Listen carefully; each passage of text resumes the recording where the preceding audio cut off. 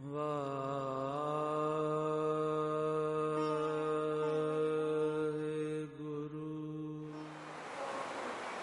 ਵਾਹਿਗੁਰੂ ਜੀ ਕਾ ਖਾਲਸਾ, ਵਾਹਿਗੁਰੂ ਜੀ ਕੀ ਫਤਿਹ। ਆਪਾਂ ਹੁਣ ਤੱਕ 10 ਪੌੜੀਆਂ ਪਹਿਲੀ ਵਾਰ ਦੀਆਂ ਵਿਚਾਰ ਚੁੱਕੇ ਹਾਂ। ਜਿਹੜੀਆਂ ਲਾਸਟ 2 ਪੌੜੀਆਂ ਸੀ, ਉਹਨਾਂ ਦੋਨਾਂ ਪੌੜੀਆਂ ਤੋਂ ਖੱਟ ਸ਼ਾਸਤਰ ਨੇ, 6 ਸ਼ਾਸਤਰ ਹਿੰਦੂ ਧਰਮ ਦੇ, ਉਹਨਾਂ ਦੇ ਵਿਚਾਰ ਭਾਈ ਸਾਹਿਬ ਜੀ ਨੇ ਆਰੰਭ ਕੀਤੇ। ਨਿਆਏ ਤੇ ਮੀਮਾਂਸਾ, ਇਹ ਦੋਨੋਂ ਸ਼ਾਸਤਰ ਆਪਾਂ ਲਾਸਟ ਕਲਾਸ ਦੇ ਵਿੱਚ ਵਿਚਾਰੇ ਸੀ। ਤੇ ਜਿਹੜੇ ਅੱਜ ਦੇ 2 ਸ਼ਾਸਤਰ ਨੇ, ਪਹਿਲਾ ਹੈ ਵੇਦਾਂਤ ਤੇ ਦੂਜਾ ਹੈ ਸਾਂਖ। ਇਹਨਾਂ ਦੋਨਾਂ ਸ਼ਾਸਤਰਾਂ ਦੀ ਗੱਲ ਆਪਾਂ ਕਰਨੀ ਹੈ। ਭਾਈ ਸਾਹਿਬ ਜੀ ਕੀ ਇਹਨਾਂ ਦੋਨਾਂ ਪੌੜੀਆਂ ਦੇ ਵਿੱਚ ਇਹਨਾਂ ਦੋਨਾਂ ਸ਼ਾਸਤਰਾਂ ਬਾਰੇ ਕਹਿੰਦੇ ਨੇ। ਸੋ ਵਿਚਾਰ ਆਰੰਭ ਕਰਨ ਤੋਂ ਪਹਿਲਾਂ ਆਪਾਂ ਇੱਕ ਵਾਰ ਪਾਠ, ਪਹਿਲੀ ਪੌੜੀ ਜਿਹੜੀ 11ਵੀਂ ਪੌੜੀ ਹੈ ਪਹਿਲੀ ਵਾਰ ਦੀ, ਉਹਦਾ ਪਾਠ ਕਰ ਲਈਏ। ਉਸ ਤੋਂ ਬਾਅਦ ਵਿਚਾਰ ਆਪਾਂ ਇਹਦੀ ਸਟਾਰਟ ਕਰਦੇ ਹਾਂ ਜੀ। ਭਾਈ ਸਾਹਿਬ ਜੀ ਬਖਸ਼ਿਸ਼ ਕਰਦੇ ਨੇ, ਕਹਿੰਦੇ ਸਿਆਮ ਵੇਦ ਕਉ ਸੋਧ ਕਰ, ਮੱਥ ਵੇਦਾਂਤ ਵਿਆਸ ਸੁਨਾਇਆ, ਪਤਨੀ ਬਦਨੀ ਬਾਹਰਾ, ਆਪੇ ਆਪਣਾ ਬ੍ਰਹਮ ਜਣਾਇਆ, ਨਦਰੀ ਇਸੈ ਨਾ ਲਿਆ ਪਈ, ਹਉਮੈ ਅੰਦਰ ਭਰਮ ਭੁਲਾਇਆ, ਆਪ ਪੁਜਾਏ ਜਗਤ ਵਿੱਚ, ਭਾਉ ਭਗਤ ਦਾ ਮਰਮ ਨਾ ਪਾਇਆ, ਤ੍ਰਿਪਤ ਨਾ ਆਗੀ ਵੇਦ ਮੱਥ, ਅਗਨੀ ਅੰਦਰ ਤਪਤ ਤਪਾਇਆ, ਮਾਇਆ ਡੰਡ ਨਾ ਉਤਰੇ, ਜਮ ਡੰਡੈ ਬਹੁ ਦੁਖ ਰੁਆਇਆ, ਨਾਰਦ ਮੁਨ ਉਪਦੇਸ਼ਿਆ, ਮੱਥ ਭਾਗਵਤ ਗੁਣ ਗੀਤ ਕਰਾਇਆ, ਬਿਨ ਸਰਨੀ ਨਹਿ ਕੋਇ ਤਰਾਇਆ, ਬਿਨ ਸਰਨੀ ਨਹਿ ਕੋਇ ਤਰਾਇਆ। ਇਹ 11ਵੀਂ ਪੌੜੀ ਹੈ ਜੀ। ਤੇ ਭਾਈ ਸਾਹਿਬ ਜੀ ਵੇਦਾਂਤ ਦਾ ਜ਼ਿਕਰ ਇਹਦੇ ਵਿੱਚ ਕਰਦੇ ਪਏ ਨੇ। ਵੇਦਾਂਤ ਸ਼ਾਸਤਰ ਹਿੰਦੂ ਧਰਮ ਦਾ। ਇਸ ਵੇਦਾਂਤ ਸ਼ਾਸਤਰ ਦਾ ਜਿਹੜਾ ਰਾਈਟਰ ਹੈ, ਉਹਦਾ ਜੀ ਨਾਮ ਹੈ ਵਿਆਸ। ਮੇਰੇ ਖਿਆਲ 'ਚ ਤੁਸੀਂ ਪੰਜਾਬ ਦੇ ਵਿੱਚ ਇੱਕ ਪਿੰਡ, ਸ਼ਹਿਰ ਦਾ ਨਾਂ ਸੁਣਿਆ ਹੋਵੇਗਾ ਨਾ, ਬਿਆਸ, ਜਿਹਨੂੰ ਕਹਿੰਦੇ ਨੇ ਵੈਸੇ ਅੱਜ ਕੱਲ੍ਹ ਬੱਬੇ ਦੇ ਨਾਲ। ਉਸ ਬਿਆਸ ਸ਼ਹਿਰ ਦਾ ਨਾਮ ਇਸ ਵਿਆਸ ਰਿਸ਼ੀ ਦੇ ਨਾਮ ਦੇ ਉੱਤੇ ਪਿਆ। ਇਹਨਾਂ ਦਾ ਪੂਰਾ ਨਾਮ ਜਿਹੜਾ ਹੈ ਨਾ, ਉਹ ਕ੍ਰਿਸ਼ਨ ਦੇਵਪਾਇਨ ਵਿਆਸ, ਪੂਰਾ ਨਾਮ ਇਹਨਾਂ ਦਾ ਇਹ ਹੈ। ਵੇਦ ਲਫ਼ਜ਼ ਜਿਹੜਾ ਇਹਨਾਂ ਦੇ ਅੱਗੇ ਲੱਗਦਾ ਨਾ, ਵੈਸੇ ਵੇਦ ਵਿਆਸ ਇਹਨਾਂ ਨੂੰ ਕਿਹਾ ਜਾਂਦਾ। ਜਿਹੜਾ ਫੇਮਸ ਨਾਮ ਹੈ ਅੱਜ ਕੱਲ੍ਹ, ਉਹ ਵੇਦ ਵਿਆਸ ਹੈ। ਤੇ ਵੇਦ ਵਿਆਸ ਕਹਿਣ ਦਾ ਜਾਂ ਵੇਦ ਲਫ਼ਜ਼ ਇਹਨਾਂ ਦੇ ਨਾਮ ਅੱਗੇ ਲੱਗਣ ਦਾ ਇੱਕ ਰੀਜ਼ਨ ਹੈ। ਉਹ ਰੀਜ਼ਨ ਇਹ ਹੈ ਕਿ ਜਿਹੜੇ 4 ਵੇਦ ਅੱਜ ਸਾਨੂੰ ਮਿਲਦੇ ਨੇ ਨਾ ਹਿੰਦੂ ਧਰਮ ਦੇ ਵਿੱਚ, ਉਹ ਕਿਸੇ ਟਾਈਮ 'ਤੇ ਇਹਨਾਂ 4 ਹਿੱਸਿਆਂ ਦੇ ਵਿੱਚ ਨਹੀਂ ਸੀ ਵੰਡੇ ਹੋਏ।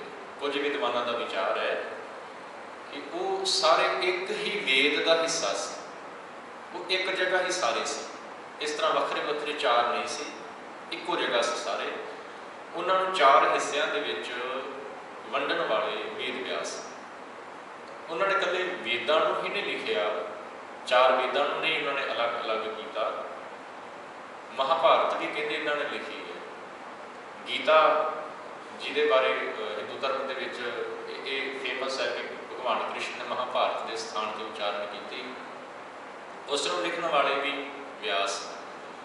ਪੁਰਾਣ, ਹੋਰ ਵੀ ਕਈ ਗ੍ਰੰਥ ਜਿਹੜੇ ਨੇ ਵੇਦ ਵਿਆਸ ਜੀ ਵੱਲੋਂ ਲਿਖੇ ਗਏ। ਸੋ ਵੇਦ ਲਫ਼ਜ਼ ਇਹਨਾਂ ਦੇ ਨਾਮ ਅੱਗੇ ਜੁੜਨ ਦਾ ਭਾਵ, ਇਹਨਾਂ ਨੇ ਜਿਹੜਾ ਵੇਦਾਂ ਦੇ ਸੰਬੰਧ ਵਿੱਚ ਜਿਹੜਾ ਕੰਮ ਕੀਤਾ, ਉਹਨਾਂ ਨੂੰ ਅਲੱਗ-ਅਲੱਗ ਕੀਤਾ, ਉਸ ਕਰਕੇ ਇਹਨਾਂ ਦਾ ਨਾਂ ਦੇ ਅੱਗੇ ਵੇਦ ਲਫ਼ਜ਼ ਲੱਗ ਗਿਆ। ਤੇ ਜੇ ਥੋੜ੍ਹਾ ਜਿਹਾ ਇਹਨਾਂ ਦੇ ਜੀਵਨ ਦੀ ਡਿਟੇਲ ਦੇ ਵਿੱਚ ਜਾਈਏ ਤੇ ਕਹਾਣੀ ਮਿਲਦੀ ਹੈ ਇੱਕ ਇਹਨਾਂ ਦੇ ਜੀਵਨ ਨਾਲ ਸੰਬੰਧਿਤ। ਇੱਕ ਰਿਸ਼ੀ ਹੋਇਆ ਪਰਾਸ਼ਰ ਰਿਸ਼ੀ ਦੇ ਇਹ ਪੁੱਤਰ ਮੰਨੇ ਗਏ ਨੇ। ਤੇ ਇੱਕ ਨਦੀ ਦੇ ਵਿੱਚ, ਜਮਨਾ ਨਦੀ, ਕਹੀ ਨੇ ਇਹ ਜ਼ਿਕਰ ਕੀਤਾ ਹੈ ਕਿ ਇੱਕ ਜਮਨਾ ਆਈਲੈਂਡ ਸੀ। ਉੱਥੇ ਕਿਸੇ ਨੇ ਕਿਹਾ ਕਿ ਜਮਨਾ ਨਦੀ ਦੇ ਸੈਂਟਰ 'ਚ ਹੀ ਇਹਨਾਂ ਦਾ ਜਿਹੜੀ ਮਾਤਾ, ਪਿਤਾ ਇਹਨਾਂ ਦੇ ਪਰਾਸ਼ਰ ਰਿਸ਼ੀ ਨੇ, ਇਹਨਾਂ ਦੀ ਮਾਤਾ ਦਾ ਨਾਮ ਕੋਈ ਸਤਿਆ ਕਰਕੇ ਕੁਛ ਇਸ ਤਰ੍ਹਾਂ ਦਾ, ਸਤਿਆਵਤੀ, ਇਸ ਤਰ੍ਹਾਂ ਨਾਮ ਉਹਨਾਂ ਦਾ ਮਿਲਦਾ ਹੈ ਜੀ। ਸੋ ਉਹਨਾਂ ਦੋਨਾਂ ਦਾ ਜਿਹੜਾ ਸੰਯੋਗ ਹੈ ਉਹ ਯਮੁਨਾ नदी के किसी ने सेंटर च किया है, किसी ने आइलैंड के उत्ते किया है। जिहड़ी सत्यावती सी वो है शूद्र, पराशर ऋषि जिहड़ा है वो ब्राह्मण। हुण ब्राह्मण का शूद्र के नाल मेल कोई नहीं है, क्योंकि शूद्र बहुत नीवा मन्निया गया जी। शूद्र का परछावां भी जेकर ब्राह्मण के उत्ते पै जाता है तो ब्राह्मण कहता तू तो मैनूं भेट दिता। शायद तुहानूं याद होएगा, मैं पिछे जे गुरु नानक साहब के जीवन चो साखी तुहाडे नाल साझी कीती सी ना कि भाई मरदाना जी अग लैण वास्ते जाते हैं, पंडित जी ने चौका बड़ा तैयार किया जी उत्थे, तो जो परछावां पिया जे भाई साहब जी का चुल्हे के उत्ते चौके के उत्ते, तो वो गुस्से के विच आण के ते पिछे दौड़दा है अग लैके हत्थ च चवाती लैके। सो ये जिहड़ी बीबी सी सत्यावती कहते सोहनी तो नहीं सी, खूबसूरत नहीं सी, पर इहदे नैन नक्श बड़े सोहने सी। नैन नक्श समझदे हो? नैन नक्श की हुंदे ने जी? जिहड़े साडे चेहरे दे उत्ते ना नैन अखां कंन, हाँ जी हाँ जी, फीचर्स जिहड़े ने ना बड़े बड़े बड़े सोहने सी। सांवले कलर की सी बीबी।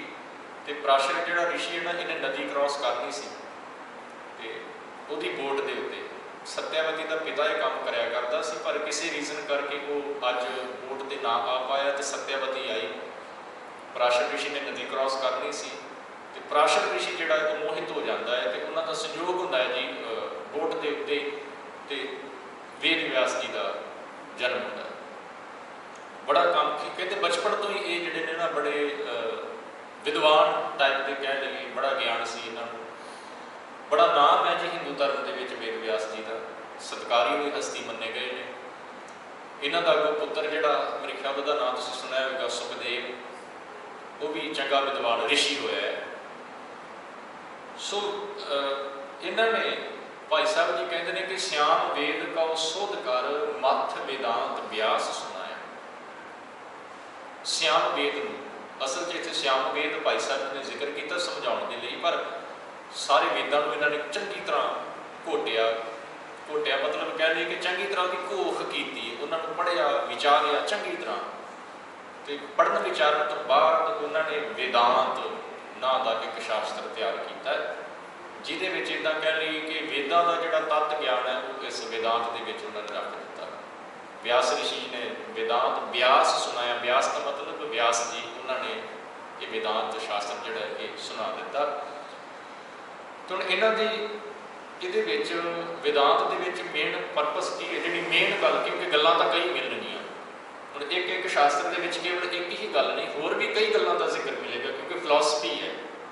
जिवें पहले आपां तो पढ़े सी न्याय दे विच परमाणुआं की गल की सी, थोड़ी ज्ञान का भी इन्होंने जिक्र किया सी, ते इहदे विच इन्होंने परमात्मा के संबंध दे विच गल की है।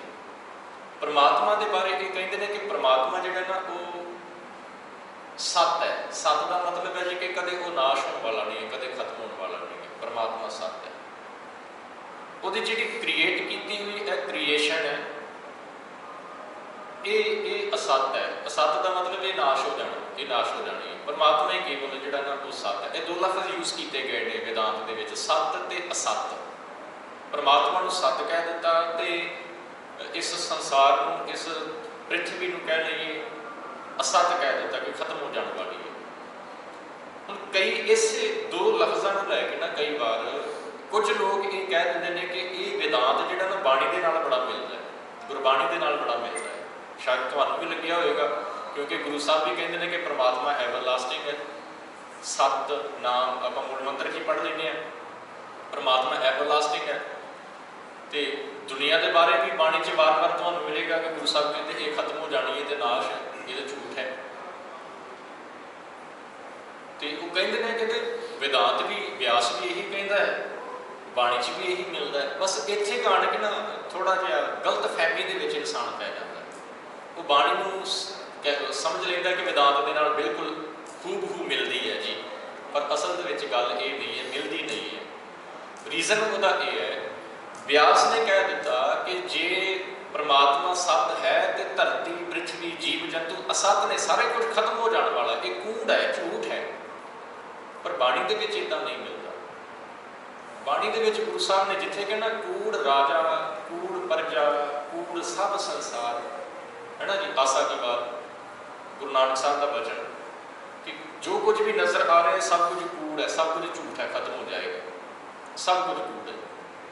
पर नाल एक गल होर तुसीं आसा की वार दे विच ही पढ़ोगे, उत्थे गुरु नानक साहब पता नहीं कहते, कहते ये जग सच्चे की है कोठड़ी, सच्चे का विच वास।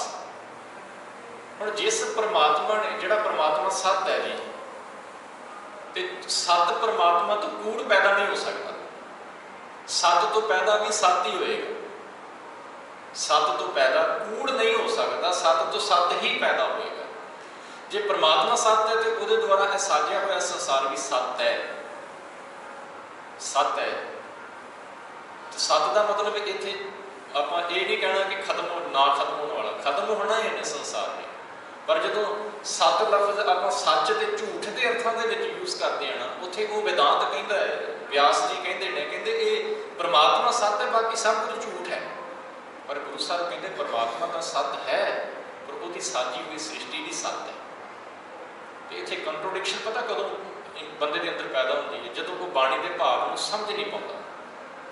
गुरु साहब ने यह कहा कि कूड़ है, पर कूड़ क्या किहदे वास्ते है ये नहीं समझते। सत है, सत क्या किहदे वास्ते है ये नहीं समझते। हुण जदों गुरु साहब कहते हैं कूड़ झूठ, तो वह भाव इत्थे ये हुंदा है कि जिहड़ा इंसान परमात्मा दे नालों टुटा होया है, जिहड़ा परमात्मा दे नालों दूर जा चुका है, उसकी पैदा की हुई माया के मोह के विच फस के, जिसने दात प्यारी ते विसरिया दातार वाली गल हो गई, जिहदे नाल दातां नाल माया नाल ते प्यार पा लिया, ते दातां देण वाले नूं जिन्हें भुला दिता, उहदे वास्ते ये झूठ है। गुरु साहब उन्होंने समझाते हैं कि भलिया सब कुछ झूठ है, सब कुछ खत्म हो जाना है, इहदे नाल बहुता अटैच ना हो, इहदे नाल अटैच होने की लोड़, जे अटैच होना है तो परमात्मा दे नाल, मोह पाउणा है तो परमात्मा दे नाल पा, जिहड़ा सत है। तो जिहड़ा जुड़ गया, जिहड़ा परमात्मा दे नाल जुड़ गया, उहदे वास्ते फिर इस संसार भी सत है। क्यों?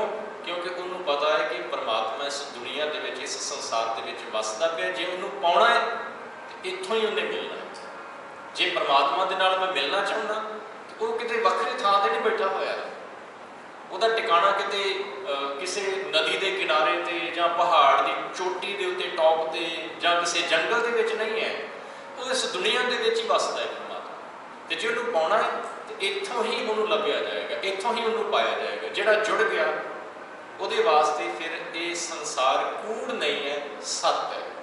ਤੇ ਜਿਹੜਾ ਟੁੱਟਾ ਹੋਇਆ ਉਹਦੇ ਵਾਸਤੇ ਇਹ ਸੰਸਾਰ ਗੁਰੂ ਸਾਹਿਬ ਕਹਿੰਦੇ ਕੂੜ ਹੈ, ਕਿਉਂਕਿ ਤੂੰ ਇਸ ਕੂੜ ਪਦਾਰਥਾਂ ਦੇ ਮੋਹ ਦੇ ਵਿੱਚ ਫਸ ਕੇ ਪਰਮਾਤਮਾ ਨੂੰ ਵਿਸਾਰ ਦਿੱਤਾ। ਸੋ ਇੰਨੀ ਕੁ ਗੱਲ ਆਪਣਾ ਸਮਝ ਲੈਣੀ ਹੈ, ਪਰਮਾਤਮਾ ਦੇ ਨਾਲ ਜੁੜ ਜਾਵਾਂਗੇ ਤੇ ਪਤਾ ਲੱਗੇਗਾ ਰਿਐਲਿਟੀ ਦਾ, ਸਮਝ ਆਏਗੀ।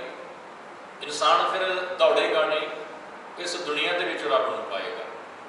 ਤੇ ਜਿਹੜਾ ਜੁੜੇਗਾ ਉਹਨੂੰ ਇਹ ਕਹਾਣੀ ਵੀ ਪਤਾ ਲੱਗ ਜਾਏਗੀ ਕਿ ਪਰਮਾਤਮਾ ਨੇ ਇਹ ਸੱਤ ਬਾਣੀ ਦੇ ਵਿੱਚ ਸੱਤ ਤੇ ਅਸੱਤ ਲਫ਼ਜ਼ ਸੰਸਾਰ ਵਾਸਤੇ ਯੂਜ਼ ਕਿਉਂ ਕੀਤੇ ਨੇ, ਕਿਸ ਰੀਜ਼ਨ ਕਰਕੇ ਗੁਰੂ ਸਾਹਿਬ ਨੇ ਕੀਤੇ ਨੇ।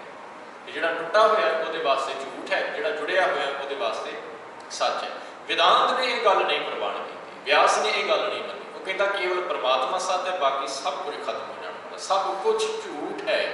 परमात्मा को जेकर पाउण की गल करे तो वो कहता कि दुनिया के विचों परमात्मा नहीं मिलना, उन्होंने पाउण के लिए तुहानूं कुछ वखरा यत्न करने की जरूरत है, कुछ वखरा ज्ञान इकट्ठा करने की जरूरत है। जेकर ज्ञान होएगा तुहाडे कोल तां करके तुहानूं रब मिलेगा, नहीं तो नहीं मिलना। यही गल सिमिलर जी ना अगला जिहड़ा शास्त्र होना उहदे विच भी मिलेगी तुहानूं। सो इत्थे भाई साहब जी कहते हैं, कहते व्यास ने की कह दिता कि कथनी बदनी बाहरा आपे अपना ब्रह्म जनाया। कहते जिहड़ा की कहते हैं जी परमात्मा है ना, पहली गल आप पढ़ ली पहली पंक्ति जी कि व्यास जी ने सामवेद नूं मथ के भोग के वेदांत की रचना की। दूजी गल कहते हैं, कहते कथनी बदनी बाहरा आपे अपना ब्रह्म जनाया। वो कहता है कि जिहड़ा परमात्मा है ना उन्होंने बयान नहीं किया जा सकता लफ्ज़ां दे विच। जिहड़ा साडे अंदर अंश है जिन्हों आत्मा आपां कहने, इस आत्मा को भी कहते डिफाइन नहीं किया जा सकता। कथनी बदनी बाहरा का मतलब है कि वो डिफाइंड नहीं हो सकता, कथया नहीं जा सकता, जुबान तो कहा नहीं जा सकता, लिख के उन्होंने बयान नहीं किया जा सकता, बोल के उन्होंने दस्या नहीं जा सकता।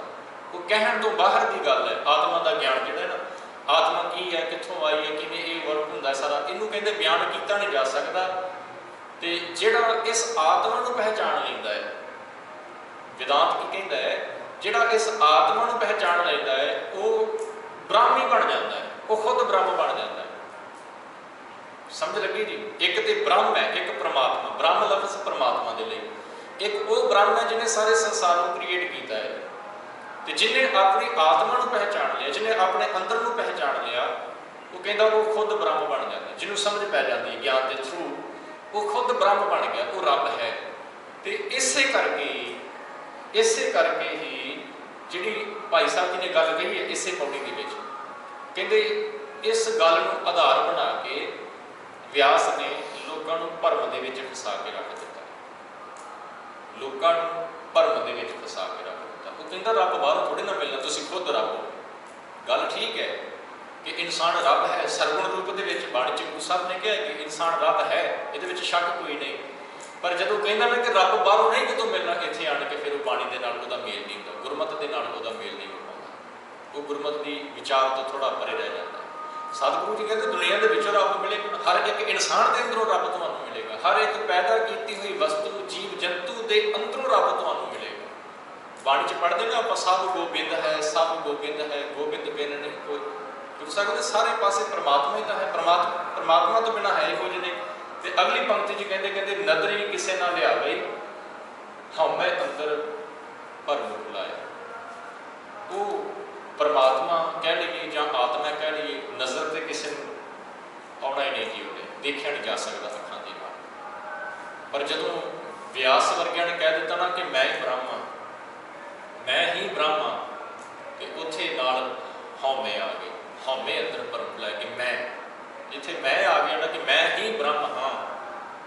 ਕਬੀਰ ਸਾਹਿਬ ਕਹਿੰਦੇ ਮੈਂ ਨਾ ਕਹਿ, ਮੈਂ ਦੀ ਜਗ੍ਹਾ ਤੇ ਇੱਕ ਲਫ਼ਜ਼ ਯੂਜ਼ ਕਰਕੇ ਨਾ ਜੀ, ਤੂੰ ਕਬੀਰ ਤੂੰ ਕਰਤਾ ਤੂੰ ਹੁਆ, ਮੁਝ ਮੈਂ ਰਹਾ ਨਾ ਹੂੰ, ਤੇਰੇ ਅੰਦਰੋਂ ਹਉਮੈ ਖਤਮ ਹੋ ਜਾਏਗੀ। ਪਰ ਵਿਆਸ ਜੀ ਕਹਿੰਦੇ ਮੈਂ ਹੀ ਬ੍ਰਹਮ। ਜਦੋਂ ਇਹ ਮੈਂ ਹੀ ਬ੍ਰਹਮ ਵਾਲਾ ਉਪਦੇਸ਼ ਲੋਕਾਂ ਨੂੰ ਦਿੱਤਾ ਤੇ ਬਸ ਇਹ ਹੋਇਆ ਕਿ ਹਉਮੈ ਅੰਦਰ ਭਰਮ ਭੁਲਾਇਆ, ਸਾਰੇ ਸੰਸਾਰ ਨੂੰ ਕਹਿੰਦੇ ਇਹਨਾਂ ਨੇ ਹਉਮੈ ਦੇ ਵਿੱਚ ਫਸਾ ਕੇ ਰੱਖ ਦਿੱਤਾ, ਸਾਰੀ ਦੁਨੀਆ ਹਉਮੈ ਦੇ ਵਿੱਚ ਫਸ ਗਈ, ਰੱਬ ਦਾ ਗਿਆਨ ਨਾ ਆ ਸਕਿਆ ਤੇ ਆਪਣੇ ਆਪ ਨੂੰ ਹੀ ਸਭ ਕੁਝ ਸਮਝ ਲਿਆ। ਇੱਥੇ ਬਸ ਨਹੀਂ, ਭਾਈ ਸਾਹਿਬ ਜੀ ਕਹਿੰਦੇ ਆਪ ਪੁਜਾਏ ਜਗਤ ਵਿੱਚ, ਭਾਉ ਭਗਤ ਦਾ ਮਰਮ ਨਾ ਪਾਇਆ। ਜੁੜਨਾ ਤੇ ਰੱਬ ਦੇ ਨਾਲ ਸੀ, ਜੋੜਨਾ ਤਾਂ ਰੱਬ ਦੇ ਨਾਲ ਸੀ, ਪਰ ਲੋਕਾਂ ਨੂੰ ਹਉਮੈ ਦੇ ਵਿੱਚ ਫਸਾ ਦਿੱਤਾ ਤੇ ਨਾਲ ਦੀ ਨਾਲ ਆਪਣੀ ਪੂਜਾ ਵੀ ਸਟਾਰਟ ਹੋ ਗਈ, ਆਪਣੀ ਪੂਜਾ ਕਰਾਉਣੀ ਵੀ ਸਟਾਰਟ ਕਰ ਦਿੱਤੀ। ਅੱਜ ਵੀ ਵਿਆਸ ਦੀ ਪੂਜਾ ਹੁੰਦੀ ਹੈ ਕਈ ਜਗ੍ਹਾ ਤੇ, ਆਪਣੀ ਪੂਜਾ ਦੇ ਵਿੱਚ ਲੋਕਾਂ ਨੂੰ ਲਗਾ ਦਿੱਤਾ। ਜਿਹੜਾ ਵੀ ਸ਼ਾਸਤਰਾਂ ਦਾ ਥੋੜ੍ਹਾ ਬਹੁਤਾ ਗਿਆਨ ਸੋਝੀ ਰੱਖਣ ਵਾਲਾ ਜਾਂ ਵੇਦਾਂ ਨੂੰ ਪੜ੍ਹਨ ਵਾਲਾ ਜਿਹੜਾ ਨਾ, ਉਹ ਵਿਆਸ ਦੀ ਪੂਜਾ ਦੇ ਵਿੱਚ ਲੱਗ ਗਿਆ। ਭਾਉ ਭਗਤ ਦਾ ਮਰਮ ਨਾ ਪਾਇਆ, ਪ੍ਰੇਮਾ ਭਗਤੀ, ਪਰਮਾਤਮਾ ਦੀ ਬੰਦਗੀ, ਉਹਦਾ ਕਹਿੰਦੇ ਇਹਨੇ ਭੇਦ ਹੀ ਨਹੀਂ ਪਾਇਆ, ਬਸ ਆਪਣੀ ਪੂਜਾ ਦੇ ਵਿੱਚ ਲੱਗ ਗਿਆ। ਤੇ ਹੁਣ ਇੱਥੇ ਇੱਕ ਗੱਲ ਜਿਹੜੀ ਬੜੀ ਕਮਾਲ ਦੀ ਹੈ, ਭਾਵੇਂ ਕਿ ਵਿਆਸ ਜੀ ਨੇ ਬੜੇ ਗ੍ਰੰਥਾਂ ਦਾ ਸੰਕਲਨ ਕੀਤਾ, ਵੇਦਾਂ ਨੂੰ ਵੱਖ ਕੀਤਾ, ਭਾਗਵਤ ਗੀਤਾ, ਫਿਰ ਉਪਨਿਸ਼ਦ, ਪੁਰਾਣ, ਬੜਾ ਕੁਝ ਇਹਨਾਂ ਨੇ ਲਿਖਿਆ, ਬੜਾ ਗਿਆਨ। ਪਰ ਹਿੰਦੂ ਧਰਮ ਵੀ ਇਹ ਗੱਲ ਮੰਨਦਾ ਹੈ ਤੇ ਭਾਈ ਸਾਹਿਬ ਜੀ ਨੇ ਵੀ ਜ਼ਿਕਰ ਕੀਤਾ, ਕਹਿੰਦੇ ਇੰਨਾ ਗਿਆਨ ਹੋਣ ਦੇ ਬਾਅਦ ਵੀ ਪਤਾ ਕੀ ਕਹਾਣੀ ਬਣੀ ਵਿਆਸ ਦੇ ਨਾਲ, ਕਹਿੰਦੇ ਉਹਨੂੰ ਅੰਦਰੋਂ ਸੈਟਿਸਫੈਕਸ਼ਨ ਮਿਲੀ ਹੀ ਨਹੀਂ ਮਿਲੀ। ਰੀਜ਼ਨ ਕੀ ਹੋ ਗਿਆ? ਇਹ ਜਿਹੜੀ ਗੱਲ ਹੈ ਕਿ ਭਾਉ ਭਗਤ ਦਾ ਮਰਮ ਨਾ ਪਾਇਆ। ਇੱਕ ਤੇ ਹਉਮੈ ਅੰਦਰ ਭਰਮ ਭੁਲਾਇਆ ਜੀ, ਹਉਮੈ ਆ ਗਈ ਅੰਦਰ, ਮੈਂ ਹੀ ਬ੍ਰਹਮ, ਆਪਣੀ ਪੂਜਾ ਸਟਾਰਟ ਹੋ ਗਈ। ਤੇ ਜਦੋਂ ਆਪਣੀ ਪੂਜਾ ਦੇ ਵਿੱਚੋਂ ਲੱਗ ਗਿਆ ਤੇ ਫਿਰ ਹੋਇਆ ਕਿ ਕਹਿੰਦੇ ਤ੍ਰਿਪਤ ਨਾ ਆਵੀ ਵੇਦ ਮੱਥ, ਅਗਨੀ ਅੰਦਰ ਤਪਤ ਤਪਾ। ਵੇਦਾਂ ਨੂੰ ਮੱਥ ਕੇ ਵੀ, ਵੇਦਾਂ ਦਾ ਨਿਚੋੜ ਕੱਢ ਕੇ ਵੀ ਵਿਆਸ ਨੂੰ ਸੈਟਿਸਫੈਕਸ਼ਨ ਨਹੀਂ ਮਿਲੀ, ਤ੍ਰਿਪਤ ਨਹੀਂ ਹੋ ਪਾਇਆ, ਤਪਦਾ ਹੀ ਰਹਿ ਗਿਆ, ਸੰਤੁਸ਼ਟ ਨਾ ਹੋ ਪਾਇਆ। ਤੇ ਜਦੋਂ ਸੰਤੁਸ਼ਟੀ ਨਹੀਂ ਨਾ ਮਿਲੀ ਤੇ ਫਿਰ ਇਹ ਸੋਚਦਾ ਹੈ ਕਿ ਮੈਨੂੰ ਮਿਲ ਕਿਵੇਂ ਸਕਦੀ ਹੈ। ਤੇ ਹਿੰਦੂ ਧਰਮ ਨੂੰ ਪੜ੍ਹੋਗੇ ਥੋੜ੍ਹਾ ਜਿਹਾ ਤੁਸੀਂ ਤੇ ਤੁਹਾਨੂੰ ਇਹ ਪੜ੍ਹਨ ਨੂੰ ਮਿਲੇਗਾ ਕਿ ਇਹਨਾਂ ਦਾ ਗੁਰੂ ਜਿਹੜਾ ਹੈ ਨਾ, ਵਿਆਸ ਜੀ ਦਾ ਗੁਰੂ ਨਾਰਦ ਮੁਨੀ ਨੂੰ ਮੰਨਿਆ ਗਿਆ ਹੈ। ਨਾਰਦ ਮੁਨੀ ਦਾ ਪਤਾ ਨਾ ਜੀ ਸਾਰਿਆਂ ਨੂੰ, ਨਾਰਾਇਣ, ਉਹ ਨਾਰਦ ਮੁਨੀ ਨੂੰ ਇਹਨਾਂ ਦਾ ਗੁਰੂ ਮੰਨਿਆ ਗਿਆ। ਤੇ ਹੁਣ ਜਦੋਂ ਅੰਦਰੋਂ ਤਪਦਾ ਪਿਆ, ਸ਼ਾਂਤੀ ਨਹੀਂ ਮਿਲਦੀ ਪਈ, ਤੇ ਹੁਣ ਭਟਕਦਾ ਹੈ ਨਾ ਜੀ ਆਸੇ ਪਾਸੇ। ਤੇ ਜਦੋਂ ਤੱਕ ਸ਼ਾਂਤੀ ਨਹੀਂ ਮਿਲੇਗੀ, ਇਸ ਗੱਲ ਦਾ ਪਤਾ ਹੈ ਕਿ ਮੁਕਤੀ ਨਹੀਂ ਹੋਣੀ, ਮੁਕਤ ਨਹੀਂ ਹੋ ਪਾਉਣਾ ਜਦੋਂ ਤੱਕ ਅੰਦਰ ਸ਼ਾਂਤ ਨਹੀਂ ਹੋਏਗਾ, ਅੰਦਰ ਦੀ ਠੰਡ ਨਹੀਂ ਨਸੀਬ ਹੋਏਗੀ, ਅੰਦਰ ਦਾ ਸੁੱਖ ਨਹੀਂ ਮਿਲੇਗਾ, ਉਦੋਂ ਤੱਕ ਮੁਕਤੀ ਨਹੀਂ ਹੋਣੀ। ਤੇ ਜੇ ਮੁਕਤੀ ਨਹੀਂ ਹੋਏਗੀ ਤੇ ਉਦੋਂ ਤੱਕ ਫਿਰ ਕੀ ਹੋਏਗਾ? ਮਾਇਆ ਡੰਡ ਨਾ ਉਤਰੇ, ਜਮ ਡੰਡੇ ਭਾਉ ਦੁੱਖ ਰੁਆਇਆ। ਜਮ ਡੰਡੇ ਦਾ ਮਤਲਬ ਹੈ ਸਿਰ ਤੇ ਜਮਾਂ ਦਾ ਡੰਡਾ ਵੱਜਦਾ ਰਹੇਗਾ ਜੀ। ਡੰਡਾ ਵੱਜਣ ਦਾ ਭਾਵ ਇੱਥੇ ਵਾਰ-ਵਾਰ ਜੰਮਣਾ ਮਰਨਾ, ਰੀਇਨਕਾਰਨੇਸ਼ਨ। ਜਦੋਂ ਤੱਕ ਅੰਦਰ ਸੰਤੋਖ ਨਹੀਂ ਆਏਗਾ, ਜਦੋਂ ਤੱਕ ਇਨਸਾਨ ਅੰਦਰੋਂ ਸੈਟਿਸਫਾਈ ਨਹੀਂ ਹੋਏਗਾ, ਅੰਦਰਲਾ ਸੁੱਖ ਨਹੀਂ ਮਿਲੇਗਾ, ਰੱਬ ਦੇ ਨਾਲ ਨਹੀਂ ਜੁੜੇਗਾ, ਉਦੋਂ ਤੱਕ ਭਟਕਣਾ ਹੈ। ਤੇ ਇਸ ਗੱਲ ਦਾ ਇਹਨੂੰ ਪਤਾ ਲੱਗਾ ਕਿ ਨਹੀਂ ਕਹਾਣੀ ਬਣਨੀ, ਤੇ ਫਿਰ ਇਹਨੇ ਕੀ ਕੀਤਾ? ਗੁਰੂ ਦਾ ਸਹਾਰਾ ਲਿਆ, ਨਾਰਦ ਮੁਨੀ। ਉਹਨੂੰ ਪੁੱਛਿਆ ਜਾ, ਨਾਰਦ ਮੁਨੀ ਦੇ ਅੱਗੇ ਜਾ ਕੇ ਰੋਇਆ ਜੀ। ਇਹ ਜਿਹੜਾ ਬਹੁਤ ਦੁੱਖ ਰੁਆਇਆ ਦੀ ਗੱਲ ਹੈ ਨਾ, ਜਿਹੜੀ ਰੁਆਇਆ, ਕਹਿੰਦੇ ਇਹ ਨਾਰਦ ਮੁਨੀ ਦੇ ਅੱਗੇ ਜਾ ਕੇ ਰੋਇਆ ਕਿ ਮੈਂ ਆਹ ਸਭ ਕੁਝ ਕੀਤਾ, ਮੈਂ ਵੱਡੇ ਵੱਡੇ ਗ੍ਰੰਥ ਲਿਖ ਦਿੱਤੇ ਨੇ, ਸ਼ਾਸਤਰ ਫਿਲਾਸਫੀ ਨੂੰ ਮੈਂ ਦੁਨੀਆ ਦੇ ਸਾਹਮਣੇ ਲਿਆ ਕੇ ਰੱਖ ਦਿੱਤਾ ਹੈ, ਪਰ ਕੀ ਕਹਾਣੀ ਹੈ ਕਿ ਮੇਰੇ ਅੰਦਰ ਮੈਨੂੰ ਸ਼ਾਂਤੀ ਨਹੀਂ ਮਿਲਦੀ ਪਈ, ਮੇਰਾ ਅੰਦਰ ਆਪਣਾ ਟਿਕਾ ਦੇ ਵਿੱਚ ਨਹੀਂ ਹੈਗਾ, ਕੀ ਕਰਾਂ? ਤੇ ਫਿਰ ਕਹਿੰਦੇ ਨਾਰਦ ਮੁਨੀ ਨੇ ਨਾ ਜੀ, ਨਾਰਦ ਮੁਨ ਉਪਦੇਸ਼ਿਆ ਮਥ ਭਾਗਵਤ ਗੁਣ ਗੀਤ ਕਰਾਇਆ। ਕੀ ਕੀਤਾ ਜੀ? ਨਾਰਦ ਮੁਨੀ ਨੇ ਉਪਦੇਸ਼ ਦਿੱਤਾ। ਉਪਦੇਸ਼ ਕੀ ਦਿੱਤਾ? ਕਹਿੰਦਾ ਵੀ ਜਿਹੜੀਆਂ ਗੱਲਾਂ ਤੂੰ ਲਿਖੀਆਂ ਨੇ ਨਾ, ਤੇ ਜਿਸ ਗਿਆਨ ਦੀ ਤੂੰ ਗੱਲ ਕਰਦਾ ਹੈ, ਉਹਦੇ ਨਾਲ ਤੈਨੂੰ ਅੰਦਰ ਦੀ ਸ਼ਾਂਤੀ ਨਹੀਂ ਮਿਲਣੀ। ਹਾਂ, ਉਹ ਗਿਆਨ ਦੇ ਸਹਾਰੇ ਜਾਂ ਉਸ ਨੌਲੇਜ ਦੇ ਸਹਾਰੇ ਇਹ ਹੋ ਸਕਦਾ ਹੈ ਕਿ ਤੂੰ ਚਾਰ ਬੰਦਿਆਂ ਨੂੰ ਇੰਪ੍ਰੈਸ ਕਰ ਲਵੇਂ ਕਿ ਬੜੀ ਨੌਲੇਜ ਹੈ, ਬੜਾ ਗਿਆਨ ਹੈ ਇਹਦੇ ਕੋਲੇ, ਉਹ ਤੇਰੀ ਪੂਜਾ ਵੀ ਕਰਨ ਲੱਗ ਪੈਣਗੇ, ਜਿਹੜੀ ਵੀ ਤੂੰ ਕਰਵਾਉਂਦਾ ਪਿਆ ਹੈ, ਹਾਂਜੀ ਪੂਜਾ ਕਰਵਾ ਰਿਹਾ ਹੈ, ਇਹ ਸਭ ਕੁਝ ਹੋ ਜਾਏਗਾ ਤੇਰੇ ਨਾਲ। ਪਰ ਜਿਹੜੀ ਅੰਦਰ ਦੀ ਸ਼ਾਂਤੀ ਤੂੰ ਭਾਲਦਾ ਨਾ, ਉਹ ਇਹਨਾਂ ਕੰਮਾਂ ਦੇ ਵਿੱਚੋਂ ਨਹੀਂ ਮਿਲਣੀ। ਤੇ ਫਿਰ ਕੀ ਕਰਨਾ ਪਏਗਾ? ਨਾਰਦ ਮੁਨੀ ਨੇ ਫਿਰ ਉਪਦੇਸ਼ ਦਿੱਤਾ, ਕਹਿੰਦੇ ਤੂੰ ਭਗਵਾਨ ਦੇ ਗੁਣ ਗਾ। ਹੁਣ ਭਗਵਾਨ ਦਾ ਇੱਥੇ ਇਸ਼ਾਰਾ, ਨਾਰਦ ਮੁਨੀ ਦਾ ਵੈਸੇ ਇਸ਼ਾਰਾ ਨਾ ਜਿਹੜਾ ਉਹ ਸ੍ਰੀ ਕ੍ਰਿਸ਼ਨ ਜੀ ਵੱਲ ਹੈ। ਕਹਿੰਦੇ ਤੂੰ ਭਗਵਾਨ ਦੇ ਗੁਣ ਗਾ। ਕ੍ਰਿਸ਼ਨ ਜੀ ਨੇ ਉੱਥੇ ਮਹਾਭਾਰਤ ਦੇ ਮੈਦਾਨ ਦੇ ਵਿੱਚ ਗੀਤਾ ਉਚਾਰੀ ਸੀ, ਤੂੰ ਉਹਨੂੰ ਲਿਖ, ਗੁਣਗਾਨ ਕਰ ਕ੍ਰਿਸ਼ਨ ਜੀ ਦਾ, ਭਗਵਾਨ ਦਾ ਗੁਣਗਾਨ ਕਰ। ਤੇ ਜਿਵੇਂ ਜਿਵੇਂ ਤੂੰ ਗੁਣਗਾਨ ਕਰੇਗਾ, ਉਹਦੇ ਗੁਣ ਗਾਵੇਂਗਾ, ਫਿਰ ਤੈਨੂੰ ਅੰਦਰ ਦਾ ਸੁੱਖ ਮਿਲੇਗਾ, ਫਿਰ ਤੂੰ ਅੰਦਰੋਂ ਤ੍ਰਿਪਤ ਹੋ ਪਾਵੇਂਗਾ, ਫਿਰ ਤੇਰੇ ਅੰਦਰੋਂ ਹਉਮੈ ਵੀ ਚਲੀ ਜਾਏਗੀ, ਜਿਹੜਾ ਤਪਦਾ ਪਿਆ ਹੈ ਨਾ, ਉਹ ਤਪਸ਼ ਤੇਰੇ ਅੰਦਰੋਂ ਖਤਮ ਹੋਏਗੀ।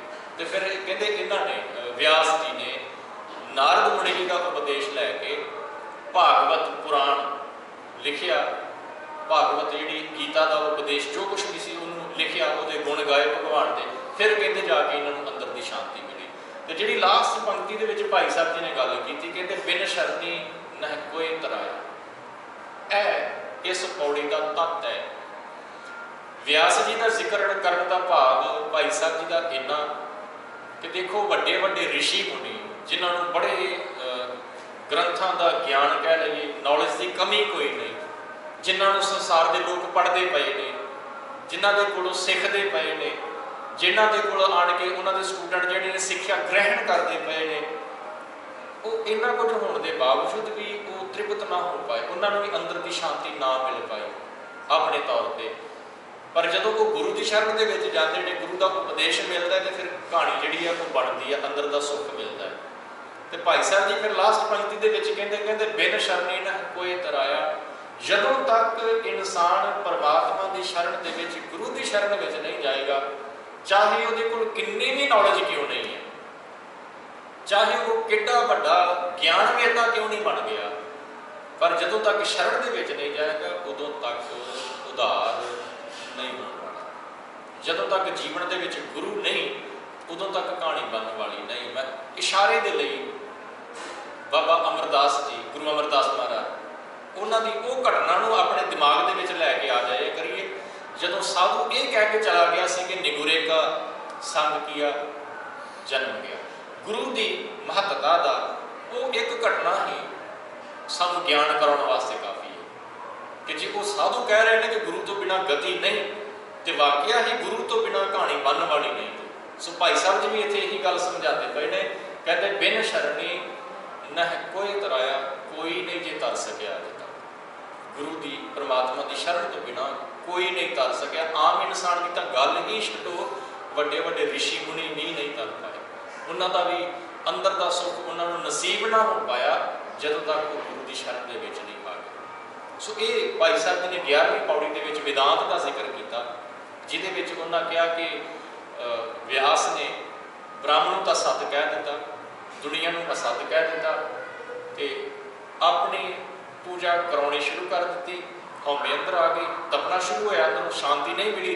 फिर नारद मुनि दे कोल जाके हुंदा है, उपदेश लैंदा है, गुण गाउंदा है, तो कुछ जीवन के विच उसनूं प्राप्ति हुंदी है। तो जिहड़ी 12वीं पौड़ी है जी, 12वीं पौड़ी के विच भाई साहब जी शांख शास्त्र का जिक्र करते हैं। तो जिहड़ा शांख शास्त्र है, ये बारे जिक्र करते हैं भाई साहब कहते, द्वापर युग बीतत पए, कल युग के सिर छत्र फिराए। जदों द्वापर का समा लंघदा पिया सी, बस कहते कंप्लीट होने वाला सी अकॉर्डिंग टू हिंदुइज्म, जदों द्वापर का समा बस खत्म हो रहा है, उधरों कल युग जिहड़ा ना वो स्टार्ट होंदा पिया। उस टाइम पर द्वापर युग बीतत पे लंघदा पिया, कल युग के सिर छत्र फिराए। कल युग का समा आ गया जी। तो जो कल युग का समा आया, वेद अथर्वण थापिया, उत्तर मुख गुरमुख गुण गाए।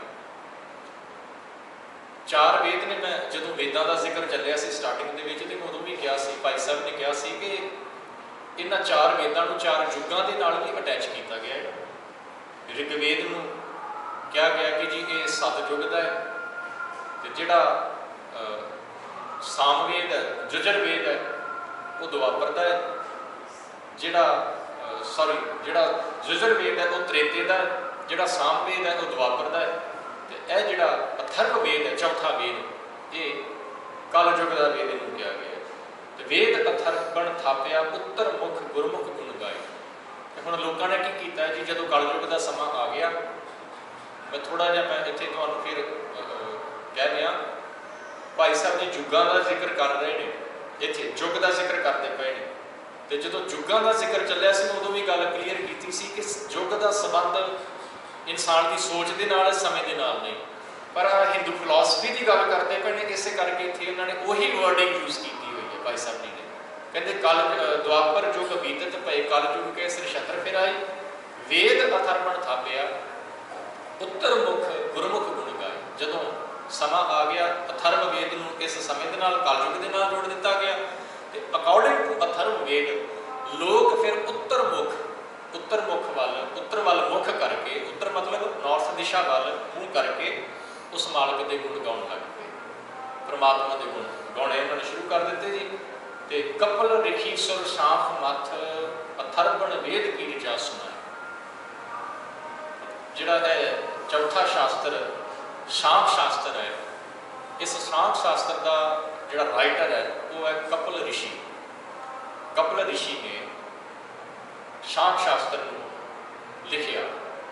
अथर्वण वेद, जिहड़ा अथर्व वेद है चौथा, उन्होंने विचारिया, उसकी पड़ताल की, उन्होंने पड़तालन तो बाद कपिल ऋषि ने शांख शास्त्र जिहड़ा वा वो लिख दिता। तो शांख शास्त्र के विच की लिख दिता जी, कहते ज्ञान महारस पीकै सिमरे नित अनित न्याय। इन्हें ज्ञान की गल कर दी जी, कल्ले ज्ञान। कहते जदों भी किसी ने अपने जीवन को कंप्लीट करना है, तो वो वास्ते ज्ञान महारस पीकै, ज्ञान का रस पीना, मतलब ज्ञान को अपने जीवन के विच लैके आना, ज्ञानी होना। जिहड़ा ज्ञानवान हो जाएगा, उस इंसान को ये पता लग जाएगा कि नित अनित, सच ते झूठ की है, रहने वाला की है तो खत्म होने वाला की है, सच की है, झूठ की है, पाप की है, पुण्य की है। यह सब कुछ उसे को पता लगेगा जिहदे कोल ज्ञान है। जिहदे कोल ज्ञान नहीं, उन्होंने इस कहानी की समझ नहीं पई।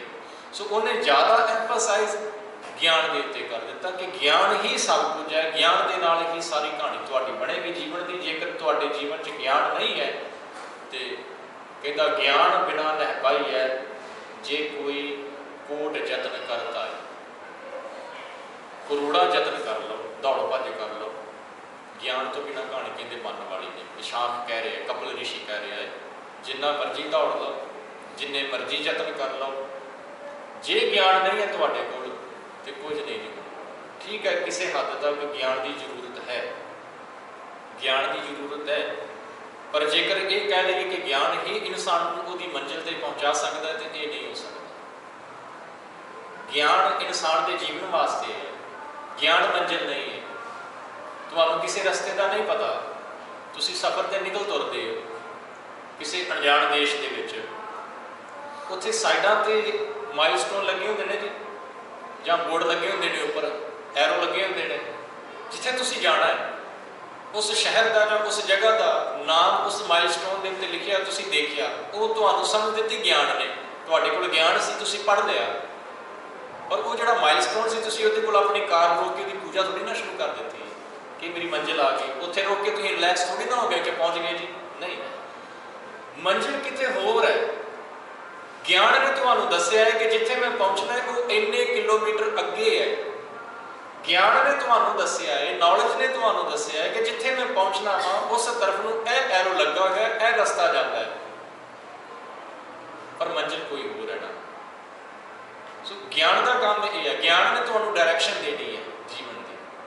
ਜੇਕਰ ਗਿਆਨ ਹੁਣ, ਜੇਕਰ ਸਟਾਰਟਿੰਗ ਦੀ ਆਪਾਂ ਜਦੋਂ ਦੁਨੀਆ ਦੇ ਵਿੱਚ ਇਨਸਾਨ ਨੇ ਰਹਿਣਾ ਸ਼ੁਰੂ ਕੀਤਾ, ਜਦੋਂ ਕਹਿੰਦੇ ਨੇ ਕਿ ਇਨਸਾਨ ਜੰਗਲਾਂ ਦੇ ਵਿੱਚ ਨੰਗਾ ਰਹਿੰਦਾ ਸੀ, ਹੌਲੀ ਹੌਲੀ ਉਹਨੂੰ ਸਮਝ ਆਉਣੀ ਸ਼ੁਰੂ ਹੋਈ ਨਾ ਜੀ। ਕੱਪੜੇ ਪੱਤਿਆਂ ਦੇ ਨਾਲ ਸਰੀਰ ਢੱਕਣਾ ਸ਼ੁਰੂ ਕਰ ਦਿੱਤਾ, ਤੇ ਜਿਵੇਂ ਜਿਵੇਂ ਹੋਰ ਥੋੜਾ ਜਿਹਾ ਉਹਨੂੰ ਗਿਆਨ ਹੋਇਆ, ਉਹਨੇ ਪੱਥਰਾਂ ਨੂੰ ਰਗੜ ਕੇ ਅੱਗ ਬਾਲਣੀ ਸ਼ੁਰੂ ਕਰ ਦਿੱਤੀ। ਇਸੇ ਤਰ੍ਹਾਂ ਵਿਕਾਸ ਹੋਇਆ ਨਾ ਜੀ ਇਨਸਾਨ ਦਾ, ਮਨੁੱਖਤਾ ਦਾ। ਉਹ ਗਿਆਨ ਨੇ ਹੀ ਇੱਥੋਂ ਤੱਕ, ਜੇ ਅੱਜ ਟੈਕਨੋਲੋਜੀ ਇੰਨੀ ਐਡਵਾਂਸ ਹੋ ਚੁੱਕੀ ਹੈ, ਜੇਕਰ ਇਨਸਾਨ ਚੰਦਰਮਾ ਤੱਕ, ਮਾਰਸ ਤੱਕ ਪਹੁੰਚ ਚੁੱਕਾ ਹੈ, ਉਹ ਗਿਆਨ ਕਰਕੇ। ਸੋ ਗਿਆਨ ਦਾ ਹੋਣਾ ਜ਼ਿੰਦਗੀ ਦੇ ਵਿੱਚ ਜ਼ਰੂਰੀ ਹੈ। ਬਾਣੀ 'ਚ ਵੀ ਗੁਰੂ ਸਾਹਿਬ ਨੇ ਇਹ ਗੱਲ ਨੂੰ ਪ੍ਰਵਾਨ ਕੀਤਾ ਕਿ ਗਿਆਨ ਦਾ ਹੋਣਾ ਬੜਾ ਲਾਜ਼ਮੀ ਹੈ। ਗੁਰ ਬਿਨ ਗਿਆਨ, ਧਰਮ ਬਿਨ ਧਿਆਨ। ਕਹਿੰਦੇ ਗੁਰੂ ਤੋਂ ਬਿਨਾਂ ਗਿਆਨ ਨਹੀਂ ਹੋ ਸਕਦਾ। ਤੇ ਜੇ ਗਿਆਨ ਜ਼ਰੂਰੀ ਹੈ ਤੇ ਸਿਰਫ ਉਹ ਸਾਡੇ ਜੀਵਨ ਵਾਸਤੇ, ਬੱਚੇ ਨੂੰ ਆਪਾਂ ਸਕੂਲ ਦੇ ਵਿੱਚ ਪੜ੍ਹਨ ਵਾਸਤੇ ਭੇਜਦੇ ਹਾਂ ਤਾਂ ਕਿ ਆਉਣ ਵਾਲਾ ਜਿਹੜਾ ਉਹਦਾ ਫਿਊਚਰ ਹੈ ਨਾ ਉਹ ਬ੍ਰਾਈਟ ਹੋ ਸਕੇ। ਪੜ੍ਹੇਗਾ, ਕੁਝ ਉਹਨੂੰ ਸਮਝ ਪਏਗੀ, ਉਹਨੂੰ ਆਪਣੀ ਜ਼ਿੰਦਗੀ ਦਾ ਇੱਕ ਗੋਲ ਮਿਲੇਗਾ ਕਿ ਮੈਂ ਇੱਥੇ ਪਹੁੰਚਣਾ। ਉਹਦੀ ਸੰਸਾਰਿਕ ਜ਼ਿੰਦਗੀ ਜਿਹੜੀ ਹੈ ਉਹ ਈਜ਼ੀ ਹੋ ਜਾਏਗੀ। ਕੋਈ ਕੰਮ ਤੇ ਕਿਸੇ ਜੌਬ ਤੇ ਲੱਗ ਜਾਏਗਾ, ਕੋਈ ਬਿਜ਼ਨਸ ਸਟਾਰਟ ਕਰੇਗਾ, ਉਹ ਈਜ਼ੀ ਹੋ ਜਾਏਗੀ ਉਹਦੀ ਲਾਈਫ ਜਿਹੜੀ ਹੈ। ਪਰ ਜੇਕਰ ਕੋਈ ਕਵੇ ਕਿ ਜੀ ਬਸ ਉਹਨੇ ਡਿਗਰੀ ਪ੍ਰਾਪਤ ਕਰ ਲਈ, ਉਹਦੇ ਗਿਆਨੀ ਬਣ ਗਿਆ, ਹੁਣ ਤੇ ਲੋੜ ਹੀ ਕੋਈ ਨਹੀਂ ਹੈ, ਨਹੀਂ। ਡਿਗਰੀ ਪ੍ਰਾਪਤ ਕਰਨ ਤੋਂ ਬਾਅਦ ਵੀ ਬੜਾ ਕੁਝ ਕਰਨ ਦੀ ਜ਼ਰੂਰਤ ਹੈ ਆਪਣੇ ਗੋਲ ਨੂੰ ਅਚੀਵ ਕਰਨ ਵਾਸਤੇ। ਤੇ ਜੇ ਮੇਰੇ ਵਰਗਾ ਡਿਗਰੀ ਹੱਥ 'ਚ ਫੜ ਕੇ ਕਵੇ ਜੀ ਬਸ ਹੁਣ ਤੇ ਕਹਾਣੀ ਬਣ ਗਈ, ਹੁਣ ਤਾਂ ਮੈਂ ਐਸ਼ ਕਰਨੀ ਹੈ, ਪਰ ਡਿਗਰੀ ਹੱਥ 'ਚ ਲੈ ਕੇ ਕੋਈ ਐਸ਼ ਨਹੀਂ ਕਰਦਾ, ਸਗੋਂ ਚਿੰਤਾ ਵੱਧ ਜਾਂਦੀ ਜੇਕਰ ਜੌਬ ਨਾ ਮਿਲੇ ਤੇ। ਸੋ ਗੁਰੂ ਸਾਹਿਬ ਨੇ ਇਸ ਗੱਲ ਦੇ ਉੱਤੇ ਜ਼ੋਰ ਦਿੱਤਾ ਹੈ ਕਿ ਇਨਸਾਨ ਦੇ ਵਾਸਤੇ ਗਿਆਨ ਦਾ ਹੋਣਾ ਜ਼ਰੂਰੀ ਹੈ। ਪਰ ਕਪਿਲ ਰਿਸ਼ੀ ਦੀ ਗੱਲ ਨਹੀਂ ਕਹੀ ਬਾਣੀ ਦੇ ਵਿੱਚ ਗੁਰੂ ਸਾਹਿਬ ਨੇ ਕਿ ਗਿਆਨ ਹੀ ਸਭ ਕੁਝ ਹੋਏਗਾ। ਉਹ ਕਹਿੰਦਾ ਜੇ ਗਿਆਨ ਨਹੀਂ ਹੈ, ਗਿਆਨ ਬਿਨਾਂ ਨਹਿ ਪਾਈ ਹੈ, ਜੇ ਕੋਈ ਕੋਟ ਯਤਨ ਕਰ ਧਾਈ, ਕਰੋੜਾਂ ਯਤਨ ਕਰ ਲਵੇ, ਇਨਸਾਨ ਜਿਹੜਾ ਨਾ ਉਹ ਕੁਛ ਨਹੀਂ, ਮੰਜ਼ਿਲ ਤੱਕ ਨਹੀਂ ਪਹੁੰਚ ਸਕਦਾ ਜੇਕਰ ਗਿਆਨ ਨਹੀਂ ਹੈ। ਤੇ ਵੈਸੇ ਇੱਕ ਗੱਲ ਹੈ ਜੀ, ਸੰਸਾਰਕ ਗਿਆਨ ਦਾ ਹੋਣਾ ਇੱਕ ਅਲੱਗ ਗੱਲ ਹੈ। ਦੋ ਤਰ੍ਹਾਂ ਦਾ ਗਿਆਨ ਹੈ ਜੀ ਮੰਨਿਆ ਗਿਆ, ਇੱਕ ਸੰਸਾਰਕ ਹੈ, ਇੱਕ ਆਤਮਿਕ ਹੈ। ਸੰਸਾਰਕ ਗਿਆਨ ਇਨਸਾਨ ਨੂੰ ਸੰਸਾਰ ਦੇ ਵਿੱਚ ਕਿਵੇਂ ਰਹਿਣਾ ਹੈ ਉਹ ਸਿਖਾਉਂਦਾ ਹੈ। ਆਤਮਿਕ ਗਿਆਨ ਜਿਹੜਾ ਹੈ ਨਾ ਉਹ ਪਰਮਾਤਮਾ ਨੂੰ ਕਿਵੇਂ ਪਾਉਣਾ ਹੈ ਉਹ ਦੱਸਦਾ ਹੈ। ਮੈਂ ਇਹ ਨਹੀਂ ਕਿਹਾ ਕਿ ਆਤਮਿਕ ਗਿਆਨ ਆ ਗਿਆ ਤੇ ਬੰਦਾ ਕੰਪਲੀਟ ਹੋ ਗਿਆ, ਨਹੀਂ। ਆਤਮਿਕ ਗਿਆਨ ਨੇ ਦੱਸਣਾ ਹੈ ਕਿ ਰੱਬ ਨੂੰ ਕਿਵੇਂ ਪਾਉਣਾ ਹੈ, ਉਹਦੇ ਥਰੂ ਇਨਸਾਨ ਨੇ ਉੱਥੋਂ ਤੱਕ ਪਹੁੰਚਣਾ, ਮਾਲਕ ਤੱਕ ਪਹੁੰਚਣਾ। ਪਰ ਗਿਆਨ ਮੰਜ਼ਿਲ ਨਹੀਂ, ਇਸ ਗੱਲ ਨੂੰ ਸਮਝ ਲੈਣਾ, ਗਿਆਨ ਮੰਜ਼ਿਲ ਨਹੀਂ। ਤੇ ਇਹ ਰਿਸ਼ੀ ਜੀ ਨੇ ਕਹਿ ਦਿੱਤਾ ਕਿ ਗਿਆਨ ਬਿਨਾ ਨਹਿ ਪਾਈ ਹੈ, ਜੇ ਕੋਈ ਕੋਟ ਯਤਨ ਕਰਦਾ ਹੈ, ਕਰੋੜਾਂ ਯਤਨ ਵੀ ਕਰ ਲਵੇ, ਗਿਆਨ ਤੋਂ ਬਿਨਾਂ ਕਹਿੰਦਾ ਉਹਨੂੰ ਕੁਛ ਵੀ ਮਿਲਣ ਵਾਲਾ ਨਹੀਂ। ਤੇ ਇੱਥੇ ਇਹਨਾਂ ਨੇ ਕਹਿ ਦਿੱਤਾ, ਕਹਿੰਦੇ ਕਰਮ ਜੋਗ ਦੇਹੀ ਕਰੇ, ਸੋ ਅਨਿਤ ਖਿਨ ਟਿਕੇ ਨਾ ਰਾਈ। ਮੇਰੇ ਖਿਆਲ ਤੁਹਾਨੂੰ ਯਾਦ ਹੋਏਗਾ, ਕਰਮਾਂ ਦੇ ਉੱਤੇ ਬੜਾ ਜ਼ੋਰ ਦਿੱਤਾ ਗਿਆ। ਜਿਹੜਾ ਪਿਛਲਾ ਆਪਾਂ ਸ਼ਾਸਤਰ ਪੜ੍ਹਿਆ ਸੀ ਨਾ, ਮੇਰੇ ਖਿਆਲ ਮੀਮਾਂਸਾ ਦੇ ਵਿੱਚ ਕਰਮਾਂ ਦੇ ਉੱਤੇ ਜ਼ੋਰ ਦਿੱਤਾ ਗਿਆ ਸੀ ਕਿ ਕਰਮ ਕਰ, ਹਵਨ ਕਰ, ਜਗ ਕਰ, ਇਹ ਸਭ ਕੁਝ ਕਰ। ਕਰਮ ਕਾਂਡਾਂ ਦੇ ਵਿੱਚ ਫਸਾਇਆ ਸੀ ਉਸ ਮੀਮਾਂਸਾ ਨੇ ਕਿ ਤੂੰ ਕਰਮ ਕਰੇਗਾ ਤੇ ਪਹੁੰਚੇਗਾ। ਮੈਂ ਜਦੋਂ ਸ਼ਾਸਤਰ ਸ਼ੁਰੂ ਹੋਣ ਵਾਲੇ ਸੀ ਨਾ, ਮੈਂ ਉਦੋਂ ਬੇਨਤੀ ਕੀਤੀ ਸੀ ਕਿ ਇਹ 6 ਸ਼ਾਸਤਰ, ਇਹਨਾਂ 6 ਸ਼ਾਸਤਰਾਂ ਦੀ ਆਪਸ ਦੇ ਵਿੱਚ ਗੱਲ ਨਹੀਂ ਕੋਈ ਮਿਲਦੀ, ਇਹਨਾਂ ਦੇ ਵਿਚਾਰ ਅਲੱਗ-ਅਲੱਗ। ਮੀਮਾਂਸਾ ਕਹਿੰਦਾ ਕਿ ਤੂੰ ਕਰਮ ਕਰ, ਕਰਮ ਹੀ ਤੈਨੂੰ ਪਹੁੰਚਾਉਣਗੇ। ਤੇ ਗੁਰੂ ਸਾਹਿਬ ਕਹਿੰਦੇ ਨਹੀਂ, ਕਰਮਾਂ ਦੇ ਨਾਲ ਬੰਦਾ ਪਹੁੰਚ ਨਹੀਂ ਸਕਦਾ, ਇਕੱਲੇ ਕਰਮਾਂ ਦੇ ਨਾਲ ਨਹੀਂ ਪਹੁੰਚ ਸਕਦਾ, ਨਾਲ ਕਿਰਪਾ ਦੀ ਜ਼ਰੂਰਤ ਹੈ। ਇਹ ਰਿਸ਼ੀ ਜੀ ਕਹਿੰਦੇ ਜਿਹੜਾ ਕਰਮ ਕਰੇਗਾ ਉਹਦੇ ਝੂਠਾ। ਇਹ ਰਿਸ਼ੀ ਕਹਿ ਰਹੇ, ਕਪਲ ਰਿਸ਼ੀ ਜੀ ਕੀ ਕਹਿ ਰਹੇ ਨੇ, ਕਰਮ ਜੋਗ ਦੇਹੀ ਕਰੇ ਸੋ ਅਨਿਤ ਖਿਨ ਟਿਕੇ ਨਾ ਰਾਈ। ਕਹਿੰਦੇ ਉਹ ਤੇ ਇੱਕ ਪਲ ਵਾਸਤੇ ਵੀ ਟਿਕ ਪਾਏਗਾ ਜਿਹੜਾ ਕਰਮਾਂ ਦੇ ਵਿੱਚ ਫਸ ਗਿਆ। ਕੰਟਰਡਿਕਸ਼ਨ ਆ ਗਈ ਦੋਨਾਂ ਸ਼ਾਸਤਰਾਂ ਦੀ। ਉਹ ਕਹਿੰਦਾ ਕਰਮ ਕਰੋ ਪਹੁੰਚੋਗੇ, ਇਹ ਕਹਿੰਦੇ ਨੇ ਕਿ ਨਹੀਂ, ਗਿਆਨ ਕਰਮ ਨਹੀਂ ਕੁਛ ਵੀ। ਜੇਕਰ ਕਰਮਾਂ ਦੇ ਵਿੱਚ ਤੁਸੀਂ ਫਸ ਗਏ, ਕਰਮ ਕਾਂਡਾਂ ਦੇ ਵਿੱਚ ਫਸ ਗਏ, ਬਸ ਫਸ ਗਏ, ਤੁਸੀਂ ਨਹੀਂ ਦੁਨੀਆ ਦੇ ਵਿੱਚ ਐਗਜ਼ਿਸਟ ਕਰੋਗੇ, ਖਤਮ ਹੈ ਕਹਾਣੀ, ਖਤਮ ਹੈ, ਨਹੀਂ ਪਹੁੰਚ ਪਾਓਗੇ। ਪਰ ਜੇਕਰ ਕਰਮਾਂ ਦੇ ਵਿੱਚੋਂ ਨਿਕਲ ਕੇ ਗਿਆਨ ਦਾ ਰਸਤਾ ਫੜ ਲਓ ਤੇ ਕਪਲ ਜੀ ਕਹਿੰਦੇ ਕਿ ਤੁਸੀਂ ਪਹੁੰਚ ਸਕਦੇ ਹੋ। ਹੁਣ ਜੇਕਰ ਆਪਾਂ ਗੁਰਮਤਿ ਨੂੰ ਨਾਲ ਅਟੈਚ ਕਰੀਏ, ਗੁਰਮਤਿ ਨੇ, ਗੁਰੂ ਸਾਹਿਬਾਨ ਨੇ ਕਰਮਾਂ ਨੂੰ ਵੀ ਪ੍ਰਧਾਨਤਾ ਨਹੀਂ ਦਿੱਤੀ, ਗਿਆਨ ਨੂੰ ਵੀ ਪ੍ਰਧਾਨਤਾ ਨਹੀਂ ਦਿੱਤੀ। ਇਹ ਦੋਨੋਂ ਕਹਾਣੀਆਂ ਇਕੱਠੀਆਂ। ਹੁਣ ਗਿਆਨ ਨੇ ਇਹ ਦੱਸਣਾ ਹੈ ਕਿ ਕਿਹੜਾ ਕਰਮ ਕਰਨਾ ਹੈ, ਕਿਹੜਾ ਕਰਮ ਨਹੀਂ ਕਰਨਾ, ਕੀ ਚੰਗਾ ਹੈ, ਕੀ ਮਾੜਾ ਹੈ, ਕੀ ਪਾਪ ਹੈ, ਕੀ ਪੁੰਨ ਹੈ, ਇਹ ਗਿਆਨ ਨੇ ਦੱਸਣਾ। ਗਿਆਨ ਹੋਏਗਾ, ਚੰਗੇ ਮਾੜੇ ਦੀ ਸਮਝ ਆਏਗੀ, ਬੰਦਾ ਚੰਗੇ ਪਾਸੇ ਲੱਗੇਗਾ, ਚੰਗੇ ਕਰਮ ਕਰੇਗਾ।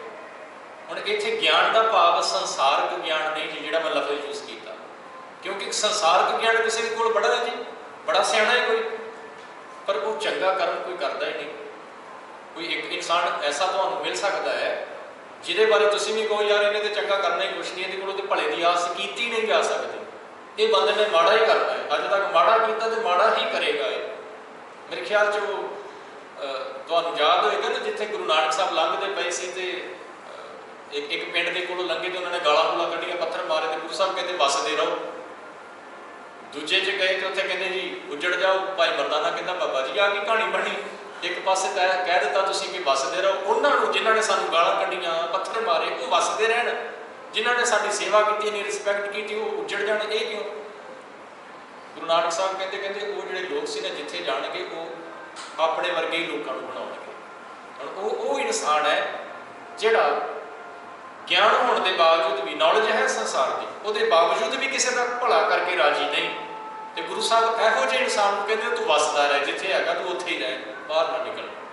ਪਰ ਜਿਹਦੇ ਕੋਲ ਗਿਆਨ ਹੈ ਤੇ ਉਸ ਗਿਆਨ ਨੇ ਉਹਨੂੰ ਚੰਗੀ ਸਮਝ ਦੇ ਦਿੱਤੀ ਹੈ, ਉਹਦੇ ਬਾਰੇ ਬਾਬਾ ਨਾਨਕ ਜੀ ਕਹਿੰਦੇ ਨੇ ਕਿ ਤੂੰ ਉੱਜੜ ਜਾ ਦਾ ਮਤਲਬ ਕਿ ਤੂੰ ਕਦੇ ਕਿਤੇ ਭੌਂਦਾ ਫਿਰ ਟਰੈਵਲ ਕਰ ਪਈ, ਕਿਉਂਕਿ ਜਿੱਥੇ ਤੂੰ ਜਾਏਗਾ ਉੱਥੇ ਚੰਗੀ ਹੀ ਗੱਲ ਕਿਸੇ ਨੂੰ ਦੱਸੇਗਾ।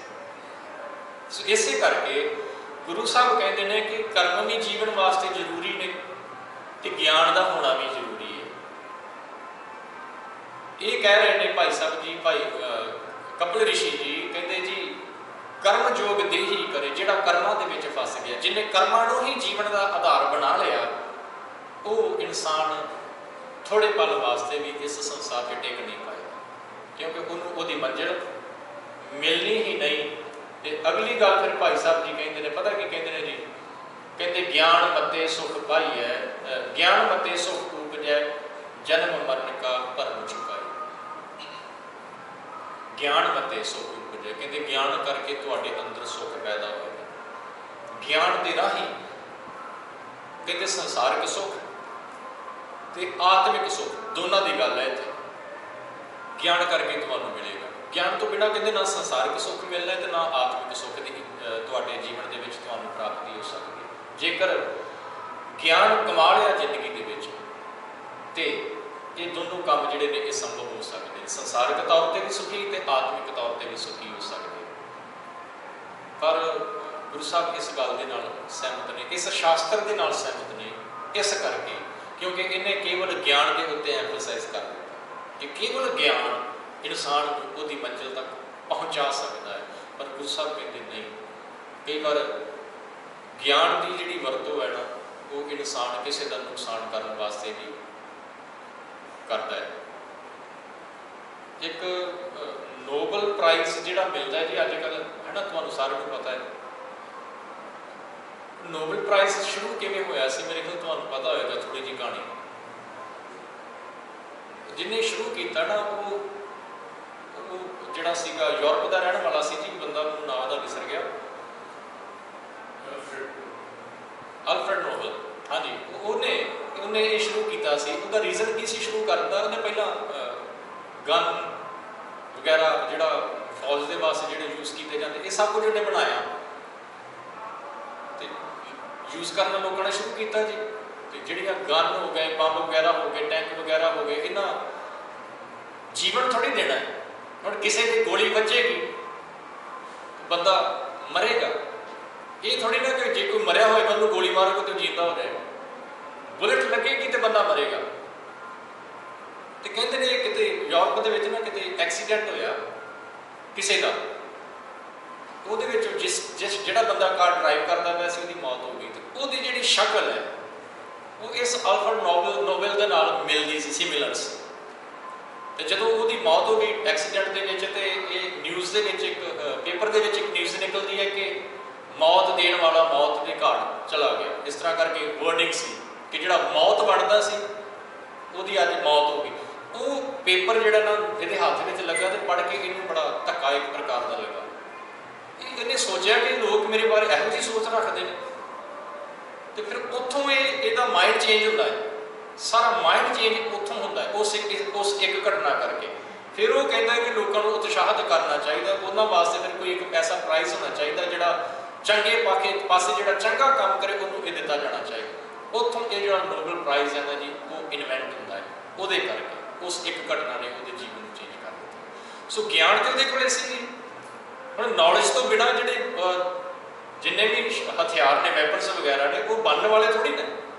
हम जो बंदा बेचारा पढ़िया नहीं है वो थोड़ी ना बना सकता, हम जिन्हें को नॉलेज है वो बना सकता। नॉलेज ने उन्होंने इन्ना कैपेबल कर दिता कि वो बना के उन्हें दुनिया के वढ़ दिते जी, ना हो गया वो। पर वो ज्ञान अधूरा ज्ञान से जिदे करके लोग जोड़े ने वो मौत के घाट उतरे, जिसने उस ज्ञान करके एक बंदा दूजे मारन तक चला गया, पिस्टल कटे मार दिता, कहानी खत्म। एक वो भी ज्ञान है, पर एक वो इंसान है जिहदे कोल ज्ञान है पर वो जीवन दिंदा पिया, वो डिग्गिया होया आत्मिक तौर पर चाहे चाहे संसारिक तौर पर उन्होंने उठाउंदा पिया। तो ये भाई लफ्ज़ निकल जाता बार बार। वो कपिल ऋषि जी कहते जेकर तुहाडे कोल ज्ञान है तो सुख उपजेगा, तुहाडे जीवन में सुख आएगा। ये नहीं उन्होंने दसिया कि ज्ञान कैसा होना चाहिए। जी मेरे को ज्ञान, मेरे को नॉलेज इदा की, मैं कुछ यहो जी काम करता पाया जी जोड़े उन्हें वैपन्स बना देते, तो मेरे जीवन से सुख कितों आ जाए। थोड़ा जहा होर आप पॉलिटिशियंस के वाल चले जाइए तो उन्होंने कोल नॉलेज नहीं है, ज्ञान है ना, पर वो बावजूद भी आम लोगों के उत्ते जुल्म करते पे, तो फिर सुख कितों आएगा सुख। तो जे इन्ना ही ज्ञान के सुख निकलता है तो फिर इंसान को रात को नींद दी गोलियां लैके क्यों सोना पै रहा है, जे ज्ञान के सुख निकलना है। यदा मतलब है कि ज्ञान बंदे को सुखी नहीं करता, संसारिक तौर पर भी तो आत्मिक तौर पर भी उदों तक सुखी नहीं करता जदों तक उस ज्ञान का ठीक तरह के नाल प्रयोग शुरू नहीं करता, उन्होंने वरतना ठीक ढंग के शुरू नहीं करता, उदों तक वो जीवन के सुख नहीं। सो भाई साहब जी इत्थे कपिल ऋषि के बारे समझाते हैं शांख शास्त्र बारे, कहते ज्ञान मते सुख उपजाए जन्म मरण का भरम चुकाई। कहते इस ज्ञान के करके तुहाडे जिहड़ा जन्म मरण का चक्कर चलता है वो भी खत्म होएगा, ज्ञान करेगा। पर भाई साहब जी ने फिर अंतली पंक्ति के तत्त की गल करके समझा दिता। की कहा जी इन्हें, कहते गुरमुख ज्ञानी सहज समाए। जिहड़ा इंसान गुरु की शरण में आ गया, गुरु की हजूरी के आ गया, गुरु के दर पर आ गया, गुरु उन्होंने फिर ज्ञान दिता है जी। ज्ञान अंजन गुर दिया, अज्ञान अंधेर विनाश, हर कृपा ते संत भेटिया। ज्ञान अंजन गुरु ने की करना है कि इंसान दियां अखां दे विच ज्ञान का सुरमा पा देना है जी, उन्होंने ज्ञान देना है।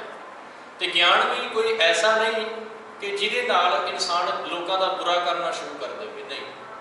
गुरु ने वो ज्ञान देना है जिहदे नाल उहदा भी अपना भी भला होवे ते मनुखता का भी भला होए। जे भूमिया चोर गुरु नानक साहब महाराज जी के टाइम पर वो लोगों को लुटता पिया है, तो जेकर गुरु नानक साहब उहदे कोल जाते हैं, उन्होंने समझाते हैं कि काका यह काम ठीक नहीं, छड्ड इहनूं। उन्होंने 3 काम करने वास्ते दिंदे, कहते यह 3 गुण अपने जीवन के कमा लई।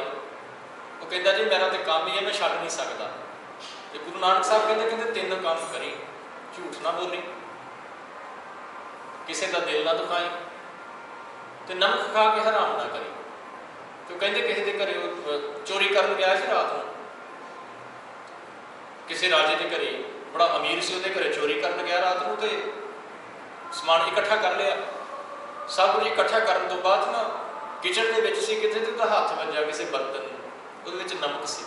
तो जो बर्तन च हाथ वज्जा तो हुंदा ही ना जी, उंगल के नाल आपां जवान के नाल टच करके टेस्ट करते हैं, नमक सी। बाबे नानक का उपदेश याद आ गया। बाबे नानक ने कहा कि नमक खा के हराम ना करी, सब कुछ छड्ड आए, वो घर का नमक खा लिया।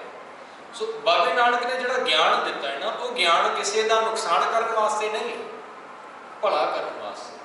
जे आनंदपुर साहब की धरती के उत्ते गुरु गोबिंद सिंह महाराज विराजमान ने, एक सिख दूजे को थोड़े जे पैसे उधार लेता है, बाद वापस नहीं कर पाता, जिन्हें उधार लेने वो वापस नहीं देता, वार वार मंगता है वो वापस नहीं करता। तो जिन्हें उधार दिता सी ना, वो कहता जे तू हक मारेगा तो गुरु साहब स्पष्ट कहते हैं बाणी के विच कि तेरा भला नहीं हो सकता। तो जिन्हें उधार लिया सी ना, पता की कहता, कहता मैं तो गुरु के घर के विच, गुरु गोबिंद सिंह महाराज के घर च ਜਿਹੜੇ ਸਾਹਿਬਜ਼ਾਦੇ ਨੇ ਉਹਨਾਂ ਨੂੰ ਖਿਡਾਉਂਦਾ ਹੁੰਦਾ ਸੀ ਜੀ ਸਿੱਖ। ਕਹਿੰਦਾ ਮੈਂ ਤੇ ਗੁਰੂ ਘਰ ਦਾ ਖਿਡਾਵਾ ਵਾਂ, ਬੱਚਿਆਂ ਨੂੰ ਖਿਡਾਉਣਾ ਮੈਂ, ਗੁਰੂ ਨੇ ਮੈਨੂੰ ਪਾਰ ਲਗਾ ਦੇਣਾ, ਗੁਰੂ ਮੇਰਾ ਭਲਾ ਕਰੇਗਾ, ਤੂੰ ਜੋ ਮਰਜ਼ੀ ਕਹੀ ਜਾ। ਇਹ ਗੱਲ ਗੁਰੂ ਗੋਬਿੰਦ ਸਿੰਘ ਮਹਾਰਾਜ ਦੇ ਕੰਨਾਂ 'ਚ ਪਈ ਤੇ ਗੁਰੂ ਸਾਹਿਬ ਨੇ ਉੱਥੇ ਨੂੰ ਡਾਂਟਿਆ, ਕਹਿੰਦੇ ਹੱਕ ਪਰਾਇਆ ਨਾਨਕਾ ਉਸ ਸੂਰ ਉਸ ਗਾਏ, ਗੁਰਪੀਰ ਹਾਮਾ ਤਾਂ ਭਰੇ ਜਾਂ ਮੁਰਦਾਰ ਖਾਏ। ਗੁਰੂ ਗੋਬਿੰਦ ਸਿੰਘ ਕਹਿੰਦੇ ਜੇ ਤੂੰ ਇਹਦਾ ਹੱਕ ਮਾਰੇ ਤੇ ਮਤ ਸੋਚ ਗੁਰੂ ਤੇਰੀ ਬਾਂਹ ਫੜੇਗਾ, ਗੁਰੂ ਨਹੀਂ ਤੇਰੀ ਬਾਂਹ ਫੜੇਗਾ, ਭੁਲੇਖੇ 'ਚ ਨਾ ਰਹੀ। ਸੋ ਗੁਰੂ ਉਹ ਗਿਆਨ ਦਿੰਦਾ ਹੈ ਜਿਹਦੇ ਨਾਲ ਉਹਦਾ ਆਪਣਾ ਵੀ ਭਲਾ ਹੋਵੇ ਤੇ ਉਹ ਮਨੁੱਖਤਾ ਦਾ ਵੀ ਭਲਾ ਕਰੇ। ਇਹ ਗੁਰੂ ਦਾ ਹੀ ਦਿੱਤਾ ਹੋਇਆ ਗਿਆਨ ਹੈ ਕਿ ਸਿੱਖ ਜਿੱਥੇ ਵੀ ਜਾਂਦਾ ਹੈ ਨਾ, ਜੇਕਰ ਕੋਈ ਲੋੜਵੰਦ ਉਹਦੇ ਕੋਲ ਆ ਜਾਂਦਾ ਤੇ ਉਹਦੀ ਹੈਲਪ ਜ਼ਰੂਰ ਕਰਦਾ। ਫਿਰ ਪਾਕਿਸਤਾਨ ਦੇ ਵਿੱਚ ਤੁਹਾਨੂੰ ਪਤਾ ਨਾ ਫਲੱਡ ਆਇਆ ਪਿਆ, ਬੜਾ ਬੁਰਾ ਹਾਲ ਹੋਇਆ ਪਿਆ, ਖਾਲਸਾ ਪਹੁੰਚ ਗਈ ਉੱਥੇ। ਸੋ ਇਹ ਗੁਰੂ ਨਾਨਕ ਦਾ ਦਿੱਤਾ ਹੋਇਆ ਗਿਆਨ ਹੈ, ਬਾਬੇ ਨਾਨਕ ਦੇ ਘਰ ਦਾ ਦਿੱਤਾ ਹੋਇਆ ਗਿਆਨ ਹੈ, ਜਿਹਨੂੰ ਲੈ ਕੇ ਜਿਹੜਾ ਸਿੱਖ ਹੈ ਉਹ ਕਦੀ ਕਿਤੇ ਜਿਹੜਾ ਮੈਂ ਕਹਿਣਾ ਕਿ ਗੁਰੂ ਨਾਨਕ ਸਾਹਿਬ ਕਹਿੰਦੇ ਉੱਜੜ ਜਾਓ, ਉੱਜੜੇ ਹੋਏ ਨੇ ਜੀ ਜਿਹੜੇ ਥਾਂ ਥਾਂ ਤੇ ਜਾ ਕੇ, ਤੇ ਭਾਵੇਂ ਕੁਦਰਤੀ ਤੌਰ ਤੇ ਉਹਨਾਂ ਨੂੰ ਮਾਰ ਪੈ ਰਹੀ ਹੈ ਤੇ ਚਾਹੇ ਕੋਈ ਉਹਨਾਂ ਨੂੰ ਹੋਰ ਮਾਰਦਾ ਪਿਆ ਜੀ, ਗਰੀਬ ਹੋਣਗੇ, ਗੁਰੂ ਨਾਨਕ ਦੇ ਘਰ ਦੇ ਉੱਜੜੇ ਹੋਏ ਉਹਨਾਂ ਨੂੰ ਵਸਾਉਂਦੇ ਪਏ ਨੇ, ਹੈਲਪ ਕਰਦੇ ਪਏ। ਇਹ ਗੁਰੂ ਦਾ ਦਿੱਤਾ ਹੋਇਆ ਗਿਆਨ। ਇਸੇ ਕਰਕੇ ਭਾਈ ਸਾਹਿਬ ਜੀ ਫਿਰ ਲਾਸਟ ਪੰਕਤੀ 'ਚ ਸਾਨੂੰ ਸਮਝਾਉਂਦੇ ਨੇ ਇਹ ਗੱਲ, ਕਹਿੰਦੇ ਗੁਰਮੁਖ ਗਿਆਨੀ ਸਹਜ ਸਮਾਈ। ਗੁਰੂ ਦੇ ਪਾਸੋਂ ਗਿਆਨ ਦੀ ਪ੍ਰਾਪਤੀ ਹੋਣੀ ਹੈ, ਉਹ ਗਿਆਨ ਜਿਹੜਾ ਤੁਹਾਨੂੰ ਸੰਸਾਰਿਕ ਤੌਰ ਤੇ ਵੀ ਕੰਪਲੀਟ ਕਰੇਗਾ, ਕੰਮ ਆਏਗਾ, ਤੇ ਆਤਮਿਕ ਤੌਰ ਤੇ ਉਸ ਗਿਆਨ ਦੇ ਥਰੂ ਗੁਰੂ ਦੀ ਕਿਰਪਾ ਦੇ ਨਾਲ ਉਸ ਮਾਲਕ ਦੇ ਵਿੱਚ ਲੀਨ ਕਰਦਾ ਹੈ। ਸਹਿਜ ਸਮਾਈ, ਸਹਿਜ ਇੱਕ ਆਤਮਿਕ ਅਵਸਥਾ ਜਿਹਨੂੰ ਆਤਮਿਕ ਅਡੋਲਤਾ ਕਹਿੰਦੇ ਨੇ, ਉਹ ਸਟੇਟ ਆਫ ਮਾਈਂਡ ਜਿੱਥੇ ਪਹੁੰਚ ਕੇ ਇਨਸਾਨ ਡੋਲਦਾ ਨਹੀਂ ਹੈ, ਸਟੇਬਲ ਹੋ ਜਾਂਦਾ, ਉਹਦੇ ਅੰਦਰ ਦੀ ਭਟਕਣਾ ਖਤਮ ਹੋ ਜਾਂਦੀ ਹੈ। ਤੇ ਉਹ ਅਵਸਥਾ ਐਸੀ ਹੈ ਜਿਸ ਨੂੰ ਪਰਮ ਪਦ ਦੀ ਅਵਸਥਾ ਵੀ ਕਿਹਾ ਗਿਆ ਹੈ। ਉਹ ਅਵਸਥਾ ਜਿੱਥੇ ਇਹ ਕਹਿ ਦਿੱਤਾ ਜਾਂਦਾ ਹੈ ਕਿ ਇਨਸਾਨ ਉਸ ਮਾਲਕ ਦੇ ਵਿੱਚ ਮਰਜ ਹੋ ਜਾਂਦਾ, ਮਿਲ ਜਾਂਦਾ ਹੈ। ਮਿਲਾਪ ਵਾਲੀ ਅਵਸਥਾ ਨੂੰ ਸਹਿਜ ਅਵਸਥਾ ਪਰਮ ਪਦ ਕਿਹਾ ਗਿਆ ਜੀ ਬਾਣੀ ਦੇ ਵਿੱਚ। ਤੇ ਉੱਥੋਂ ਤੱਕ ਪਹੁੰਚੇਗਾ ਕੌਣ? ਜਿਹੜਾ ਗੁਰੂ ਦੇ ਦਰ ਤੇ ਆਣ ਕੇ ਗੁਰੂ ਦੇ ਪਾਸੋਂ ਗਿਆਨ ਦੀ ਪ੍ਰਾਪਤੀ ਕਰਦਾ। ਗੁਰੂ ਨਾਨਕ ਸਾਹਿਬ ਦਾ ਬਚਨ ਹੈ ਜੀ ਧਨਾਸਰੀ ਰਾਗ ਦੇ ਵਿੱਚ। ਜਦੋਂ ਧਨਾਸਰੀ ਰਾਗ ਸਟਾਰਟ ਹੁੰਦਾ ਨਾ ਜੀ, ਮੇਰੇ ਖਿਆਲ ਉਤੋਂ ਨੈਕਸਟ ਪੇਜ ਦੇ ਉੱਤੇ, ਨੈਕਸਟ ਪੰਨੇ ਦੇ ਉੱਤੇ ਗੁਰੂ ਨਾਨਕ ਸਾਹਿਬ ਦਾ ਬਚਨ ਆਉਂਦਾ ਹੈ। ਉੱਥੇ ਵੀ ਗੁਰੂ ਸਾਹਿਬ ਨੇ ਇਹ ਗੱਲ ਸਮਝਾਈ ਹੋਈ ਹੈ ਸਪਸ਼ਟ ਲਫ਼ਜ਼ਾਂ ਦੇ ਵਿੱਚ। ਮੇਰੇ ਖਿਆਲ ਜੈਸਰੀ ਰਾਗ ਦਾ ਸ਼ਬਦ ਹੈ ਜੀ, ਜੈਸਰੀ ਰਾਗ ਦੇ ਵਿੱਚ। ਉੱਥੇ ਕੀ ਕਹਿੰਦੇ ਨੇ ਗੁਰੂ ਸਾਹਿਬ? ਕਹਿੰਦੇ ਤੇਰਾ ਅੰਦਰ ਮਲੀਨ ਹੈ, ਗਿਆਨ ਤਾਂ ਹੈ, ਉਸ ਗਿਆਨ ਨੇ ਤੈਨੂੰ ਅੰਦਰੋਂ ਮਲੀਨ ਕਰ ਦਿੱਤਾ। ਉਹ ਗਿਆਨ ਜਿਹੜਾ ਤੂੰ ਪ੍ਰਾਪਤ ਕਰਕੇ ਸੰਸਾਰਿਕ ਤੌਰ ਤੇ ਤੇਰੇ ਕੋਲ ਗਿਆਨ ਆਇਆ, ਪੜ੍ਹਿਆ ਲਿਖਿਆ ਹੈ ਤੂੰ, ਤੇਰੇ ਕੋਲ ਡਿਗਰੀ ਵੀ ਹੈ, ਬੜਾ ਗਿਆਨ ਹੈ ਤੇਰੇ ਕੋਲ, ਪਰ ਉਸ ਗਿਆਨ ਨੇ ਤੈਨੂੰ ਇਸ ਹੱਦ ਤੱਕ ਨੀਵਾਂ ਕਰ ਦਿੱਤਾ ਕਿ ਤੂੰ ਅੰਦਰੋਂ ਮੈਲਾ ਹੋ ਗਿਆ, ਤੈਨੂੰ ਸੈਲਫਿਸ਼ ਬਣਾ ਦਿੱਤਾ। ਤੈਨੂੰ ਇਹ ਨਹੀਂ ਪਤਾ ਲੱਗ ਰਿਹਾ ਕਿ ਮੈਂ ਕਿਹਦੇ ਨਾਲ ਕੀ ਕਰ ਰਿਹਾ, ਸਿਰਫ ਤੂੰ ਆਪਣਾ ਮਤਲਬ ਦੇਖਦਾ ਪਿਆ, ਅੰਦਰੋਂ ਮੈਲਾ ਹੋ ਗਿਆ। ਤੇ ਅੰਦਰ ਦੀ ਮੈਲ ਜੇਕਰ ਦੂਰ ਕਰਨੀ ਚਾਹੁੰਦਾ ਹੈ ਤੇ ਫਿਰ गुरु द्वारा होए सोची पास। गुरु के दर ते आ, गुरु तैनूं ज्ञान देगा, गुरु तैनूं समझ देगा कि किवें इस अंदर मैले हुए अंदर नूं किवें क्लीन किया जा सकता, इस अंदर नूं किवें धोता जा सकता। सो ये गल गुरु के कोलों सानूं पता लगनी है। तो भाई साहब जी उही गल सानूं इत्थे समझा रहे हैं लास्ट पंक्ति दे विच। जिन्नियां भी वारां ने ना जी भाई साहब जी दियां, एक गल कॉमन तुहानूं हर एक पौड़ी दे विचों मिलेगी कि उपरले 5-6 या 7-8 लाइनां दे विच भाई साहब जी ने जिहड़ा उस टाइम का फेमस विचार होएगा, आम लोगों के विच जिहड़ा चलदा होएगा, जिहड़ी भी गल ਉਹਦਾ ਜ਼ਿਕਰ ਕੀਤਾ ਹੋਏਗਾ। जिवें एग्जाम्पल के तौर पर आप शास्त्रों की गल कर लईए, 5-6 पंक्तियों के विच भाई साहब जी ने उस शास्त्र की गल की होंदी है कि ऋषि की कह रहा है, ਉਹਦੇ विच की करने वास्ते की कहता है वो शास्त्र। पर लास्ट पंक्ति के विच उन्होंने गुरमत की गल की होंदी है। भाई साहब जी के कवित पढ़ोगे ना, ब्रज भाषा के विच कवित ने उन्होंने कविता के विच भी सेम मैथड है। 4 पंक्तियां होंदियां ने जी कवित दियां, तो पहलियां 3 दे विच उन्होंने एग्जाम्पल्स दित्ती होंदियां ने वखरियां वखरियां, तो लास्ट पंक्ति दे विच उन्होंने तत्त की गल की होंदी है कि गुरमत की गल की है, गुरु की उपदेश साडी झोली च पाउंदे हैं। सेम वारां दे विच भी है। उपर इन्होंने पहला जो वेदांत दे विच व्यास जी ने गल कही उसका जिक्र कर दिता, शाख दे विच जो कपिल ऋषि जी ने कहा उसका जिक्र कर दिता, तो लास्ट पंक्ति दे विच फिर उन्होंने गुरमत की गल कह दी। वो की है, कहते गुरु तो बिना कहानी बन वाली नहीं, गुरु तो बिना गल बन वाली नहीं। जे व्यास अंदरों तपदा पिया सी, उपदेश मिलिया उन्होंने गुरु के कोलों, तो उन्होंने टिका जीवन के विच मिले। तो सेम इसे तरह ही भाई साहब जी कहते जे उन्होंने भी टिका मिल सकता है, ज्ञान तो बड़ा सी पर अंदर शांति नहीं, पर जब गुरु के कोलों उपदेश मिल गया शांति आ गई जी जीवन च। सेम उस तरह जेकर तू अंदरों तपदा पिया तेरे अंदर भी शांति आ सकती जेकर गुरु के कोल जाके उपदेश लै लवे, गुरु के उपदेश को फॉलो कर लवे।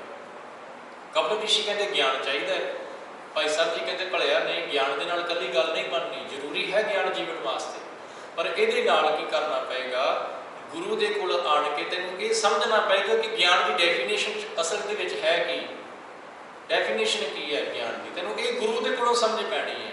की करना चाहिए, मैनूं किस तरह का ज्ञान मेरे को होना चाहिए, उस ज्ञान को यूज़ किवें करना है, ये कहानी सारी की सारी गुरु के कोलों सानूं मिलनी। सो ये 2 गल्लां भाई साहब जी ने अज के इन्हां दोनों पौड़ियां दे विच सानूं समझाईआं ने, वेदांत दे विच ते शाख दे विच इन्हां दोनों ऋषियां ने की किया, उसका जिक्र करने तो बाद भाई साहब जी ने तत्त की गुरमत की गल कर दी कि भाई गुरु तो बिना कहानी बननी नहीं है, गुरु के कोल जावांगे तो समझ पैनी है, अंदर की शांति मिलनी है, तो ज्ञान की प्राप्ति होनी है गुरु के कोल।